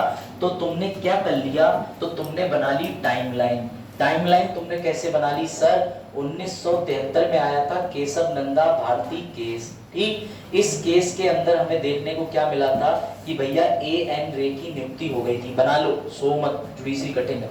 उसके बाद देखने को मिला पहला जज केस, जिस केस का नाम था SP गुप्ता बनाम भारत संघ 1982। सर इस केस में कौन जीत गया? ये केस था ऐसा समझो सरकार के प्रति और न्यायपालिका के प्रति, इसमें कौन जीत गया सर? सरकार जीत गई। तीसरा टाइमलाइन में लिखो सेकंड जज केस। सेकंड जज केस था supreme court advocate on record association बनाम भारत संघ 1993। सर इसमें मामला पलट गया, कौन सा मामला? ये वाला। कौन जीत गया सर? अब न्यायपालिका ऊपर आ गई, वो जीत गई, और सरकार विफल होकर गिर गई, तो सरकार हार गई। उसके बाद सर अब आप ध्यान से लिख लीजिए, फिर भी इन्हें चैन नहीं पड़ा, इन्होंने एक और केस करा। उस केस को राष्ट्रपति KR नारायणन ने करवाया था। वो केस नहीं था, वो राष्ट्रपति को मांगी जाने वाली सलाह थी। आर्टिकल 143 में तीसरा जज केस जो किसने था? राष्ट्रपति थे KR नारायणन, ठीक है। और इन्होंने सुप्रीम कोर्ट में राय मांगी थी, जिसमें निकल के आया कि कॉलेजियम सिस्टम काम कैसे करता है। यहाँ पे ये भी ऐड कर लीजिएगा कि यहाँ पर जन्म हो गया था कॉलेजियम का, कॉलेजियम बॉर्न। उसके बाद में ये लिखिए सरकार तो सरकार है, सरकार पानी नहीं, सरकार ने 99वां संवैधानिक संशोधन कर दिया 2014 में, और 2014 में संशोधन करने के बाद में मुबारक को एक चौथा केस और हुआ। इस चौथे केस का नाम क्या है? स्कोरा बनाम भारत संघ 2014, और वापस से लागू क्या हो गया? Collegium system, collegium system, collegium system. अगर ये पूरी हायरार्की आपको याद हो गई है तो इसका मतलब बढ़िया है, आप भी पढ़ा सकते हो कहीं 2000, ठीक है। लेकिन कहने का ये नहीं याद हुई है तो कोई बात नहीं। हाँ SSC में भी बहुत टफ लगता है, SSC भी एक टफेस्ट एग्जाम है, लेकिन फर्क इतना है कि हर एग्जाम के लिए मेहनत और अप्रोच चाहिए। पढ़ाने के लिए तो बहुत मेहनत चाहिए, अच्छा पढ़ाने के लिए। लिखा ये टाइमलाइन तुम्हें खुद बनानी आनी चाहिए, टाइमलाइन बना के रिवीजन होता है। मैं बता रहा हूँ आपको, लोगों के डेमो निकल जाते हैं इन छोटे छोटे टॉपिक पे, उन्हें लगता है कि कुछ भी बकेंगे चले जाएंगे। बेटा ऐसा नहीं होता है, आई बात समझ? एमओ डेमो अपनी जगह होते हैं, लेकिन ये बहुत बड़ा टॉपिक है, जुडिशरी पढ़ाने से पहले जिम्मेदारी होना चाहिए। क्योंकि ये समझो कि ये जुडिशरी जो है पूरे देश को चला रही है आज की डेट में। अभी एक टॉपिक पढ़ाऊंगा जुडिशियल एक्टिविज्म, कैसे ये हस्तक्षेप कर देती है लेजिस्लेटिव में भी और एग्जीक्यूटिव में भी। लिख लो फिर बताना। अगर तुम्हारे लेक्चर की कंटिन्यूटी टूटेगी तो तुम्हें नींद आएगी, सीधी बात है। इसलिए अपने लेक्चर की एक मिनट छुट्टी मत मारो, मेरा कुछ नहीं पता, मैं ऐसे ही आदमी हूँ जो कह दूंगा कि आर्टिकल 14 उस दिन पढ़ाया था, वो यहाँ पर काम आता है, तुम्हें तो याद ही होगा। तब तुम कहोगे हैं हमने तो पढ़ा ही नहीं था। इसलिए रोज आए, नहा के आए और पूर्ण निष्ठा भाव से आए। क्योंकि बेटा गर्मी का समय है, एग्जॉस्ट हो जाओगे, ठीक है ना। जैसे ठंडों में गर्म पानी पीते रहो, ऐसे ही बेटा यहाँ स्नान आदि इत्यादि करते रहो। चलो भाई आगे बढ़े। ये बना लिया डायग्राम, ये डायग्राम समझ आ गया। अब भी किसी को डाउट है वो पूछ सकता है। एक डाउट सेशन ऑनलाइन रखते क्या किसी ने? संडे को ऑनलाइन डाउट सेशन, इसमें अभी तक जितना पढ़ा है उसमें कोई भी डाउट है जीवन के पूछो, कोई टाइम नहीं। हाँ ऐसी ऑफलाइन बेटा आप तो 3 दिन बाद आएगी, ये तो रोज आएगा। गुड, तो फिर रोज चलेगा डाउट सेशन, ठीक है। स्मृति समझ आ रहा? उधर बैठ के क्या समझ आएगा तुम्हें? सामने बैठा करो, सेंटर ऑफ द, समझ गए, क्लास। गंदी कॉपी में साफ राइटिंग, जरूर तुम मुझपर भविष्य के साथ रहो। ठीक है बेटा, कोई बात नहीं। जिनके पास गोबर वाली कॉपी है, जो गोबर के पन्नों की बनती है, मुझे अपने दिन याद आ गए, गणित सब्जेक्ट के लिए मैं यही कॉपी रखता था, क्योंकि उसमें इतनी कटिंग होती थी, कुछ पूछो मत। मास्टर पूरे फॉर्मूले को काट के कहता था, है इससे आसान भाषा में हम बताएं। एक दिन मैं आंसर निकाल के ले गया, मास्टर दिया h + y = 7 निकालो, मैं डायरेक्ट 7 लिख के ले गया। मैंने कहा अब इससे तेज स्पीड बता, बीच में कोई मेथड ही नहीं बचा शॉर्टकट का। तो बस ऐसा भी था। मैथ मेरा फेवरेट सब्जेक्ट रहा। पॉलिटी में कैसे आ गए? क्यों, कहाँ लिखा मैथ वाले पॉलिटी में नहीं आ सकते? बेटा इकोनॉमिक्स वाले ज्योग्राफी में आ सकते हैं, ज्योग्राफी वाले इकोनॉमिक्स में आ सकते हैं। मैंने इंटरनेट पे देखा वीडियोस में, तो हम नहीं आ सकते? एक टीचर पूरा जीएस पढ़ा सकता? सर क्या कह चाहते हो सर? देखो लिख लिया। अब भैया ये जो कोलेजियम प्रणाली है वो जीवित है। अगली हेडिंग डालो, भाई साहब को हटाएंगे कैसे, रिमूव कैसे करेंगे? बहुत छोटी प्रक्रिया है, बहुत छोटी। लिखो, मुश्किल से 4 लेवल की प्रक्रिया इसी स्लाइड पे आ जाएगी। लिखो हेडिंग, रिमूवल ऑफ जजेस। जजेस को हटाएंगे, देश को बचाएंगे। गलत बात।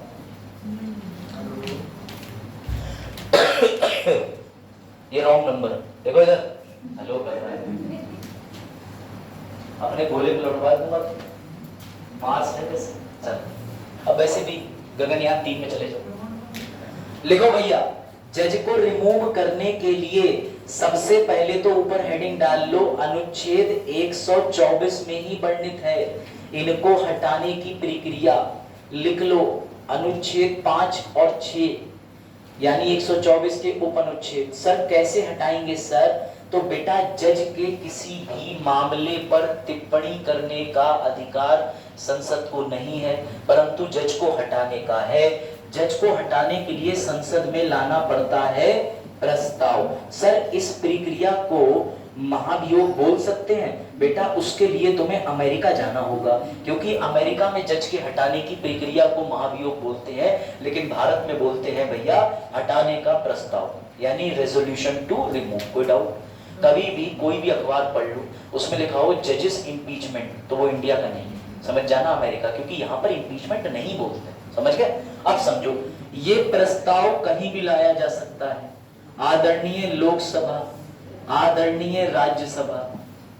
लोकसभा में लाओगे 100 सदस्य चाहिए जो सहमति यानी समर्थन दें। राज्यसभा में लाओगे तो कितने लोगों का समर्थन चाहिए? 50 का। लिखो लिखो।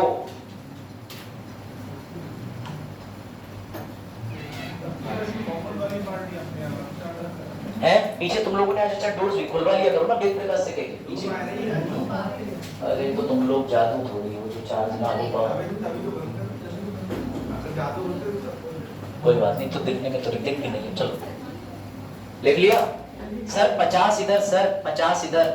उसके बाद ये लोग समर्थन लेके जाएंगे स्पीकर के पास। सर किसके पास जाएंगे? लोकसभा में ओम बिरला जी के पास चले जाएंगे, राज्यसभा में आपको पता है सभापति के पास चले जाएंगे। सर यहाँ पर स्पीकर कहेगा यस तो ओके, अगर स्पीकर ने कह दिया नो तो बेटा प्रस्ताव यहीं पर खत्म। यही तो मजेदार बात है। ऐसा हुआ है सर, बिल्कुल हुआ है।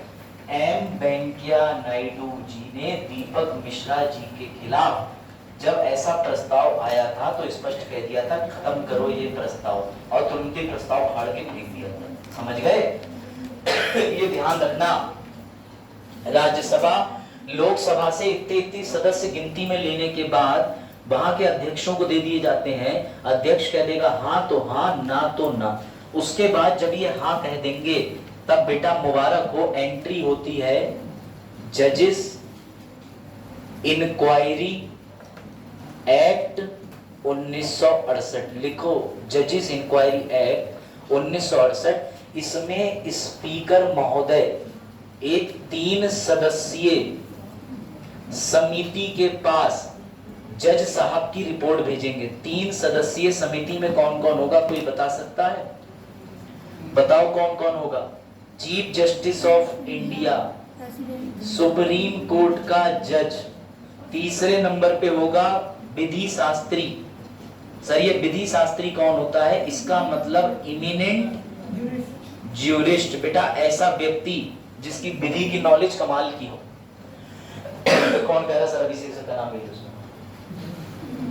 खुद ही बोल लेता हूँ ऐसी। रवि शास्त्री वो क्रिकेट का है बल्ला। मैं तो वही बात कर दी, मल्लिका शेरावत को तुम किसी प्रवचन में ले जा रहे हो।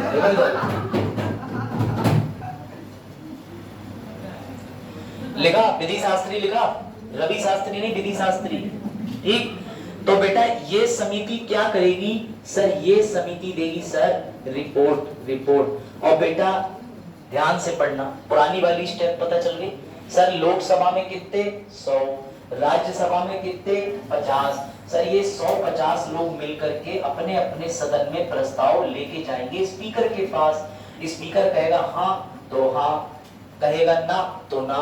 संसद के दूसरे सदन राज्यसभा के पास में सभापति होता है। इस समय सभापति कौन है बताओ जल्दी से? आदरणीय जगदीप धनखड़ जी, क्योंकि वो राज्यसभा के सभापति भी हैं, उपराष्ट्रपति भी हैं, और राष्ट्रपति छुट्टी पे चले गए, मौका हो गया, तो उनकी जगह पर कार्यवाहक राष्ट्रपति भी। अनुच्छेद 63, 64, 65 डायग्राम बना के करवाया था। हाथ कटवा देने चाहिए तुम्हारे, जैसे ताजमहल वाले के कटवा दिए थे। ठीक, मुंह देख रहे हैं जैसे सन ने कोई नई चीज बताई है आज। ठीक, समझो। उसके बाद जजिस इंक्वायरी एक्ट में, अब सुनो, ये चाहेंगे कभी जज साहब मरे या हटे? ये चाहेंगे हमारा जज कभी हटे? ये कभी चाहेंगे? खैर, इनसे उम्मीद होती है कि निष्पक्ष रिपोर्ट सौंप दी जाती है वापस से किसको? संसद को।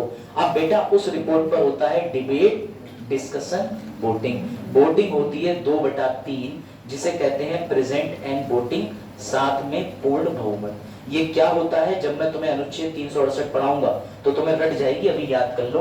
2/3 प्रेजेंट एंड यानी कि मौजूद होते हैं जो वहां पर सांसद वो वोटिंग करते हैं 2/3, साथ में देखा जाता है, उसे कंपेयर किया जाता है पूर्ण बहुमत से।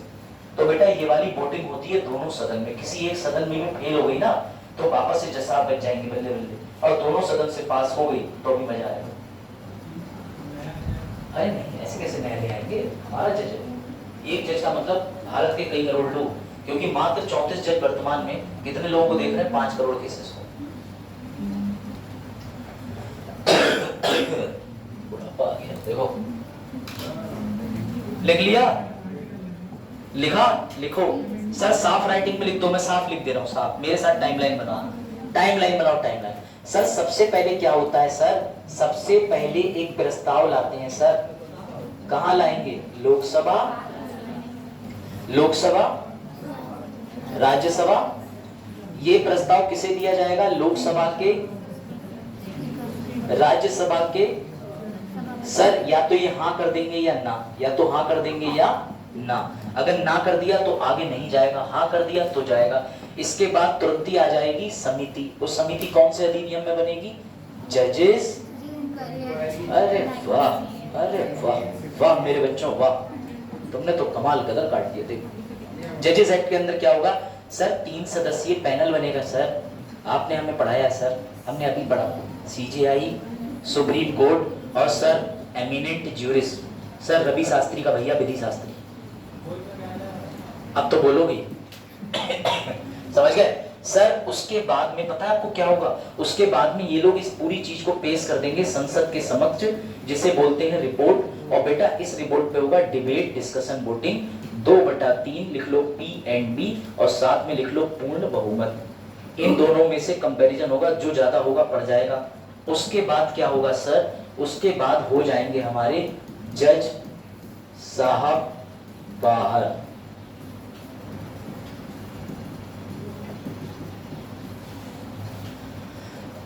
बनाओ डायग्राम, बनाओ।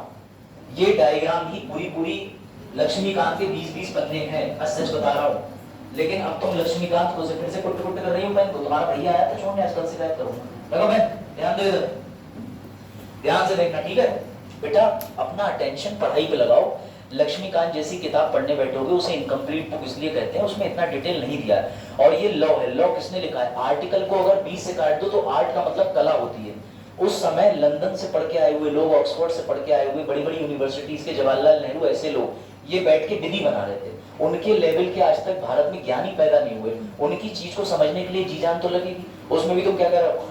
तो भैया वो खुर हो जाएगा, समझ लो बात को। सो मत क्लास में मैं सच बता रहा हूँ, दिल्ली की कोई भी रेप्यूटेड कोचिंग का पेड कोर्स लेके कंपेयर कर लो, ओपन चैलेंज दे रहा हूँ, यही चीजें इससे कम ना बताए, इतना तो बताएगा, इससे कम ही बताएगा, ज्यादा नहीं बताएगा। ओपन चैलेंज है, चाहे तुम किसी भी बड़ी कोचिंग का नाम ले लो और यहाँ बड़ी कोचिंग की वीडियो चला लेना। ये ध्यान रखना, क्योंकि ये सारी चीजें वही है जो मैंने खुद 2.5-3 लाख रुपया लगा पढ़ी है। तो समझ गए? हाँ, क्या हुआ? क्या कह रहे बच्चे डूब गए?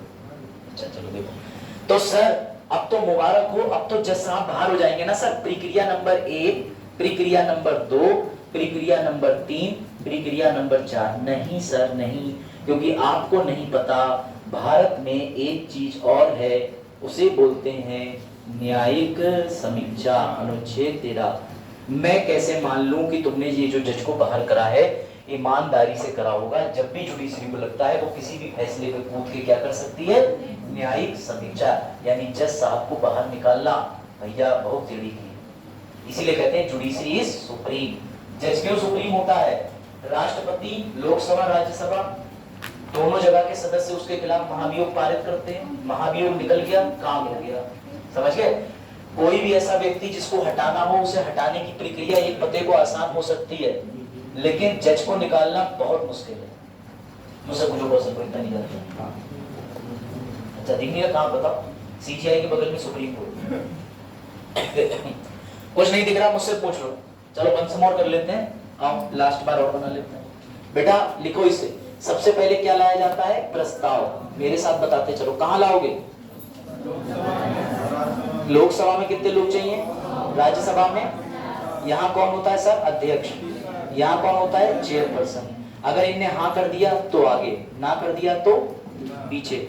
भैया इसके बाद कहाँ चला जाता है? जजेस इंक्वायरी एक्ट 1980। इसमें क्या होता है? 3 सदस्यीय समिति बनती है। सर कौन कौन होता है सर? सीजीआई, सुप्रीम कोर्ट, उसके बाद विधि शास्त्री। ये तीनों क्या पेश करते हैं?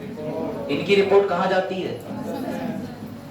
सदन में रिपोर्ट जाने के बाद में बेटा उस पर क्या होता है? Debate, discussion, voting. कैसी वोटिंग? 2/3 पीएनडी और एब्सोल्यूट मेजॉरिटी, पूर्ण बहुमत। बेटा इस वोटिंग के बाद 2 चीजें होंगी, या तो जज साहब हट जाएंगे या नहीं हटेंगे। और अगर इस पूरी प्रक्रिया में सुप्रीम कोर्ट ने कसम खा ली कि मेरा जज निकलना नहीं चाहिए, तो वो क्या कर देगी?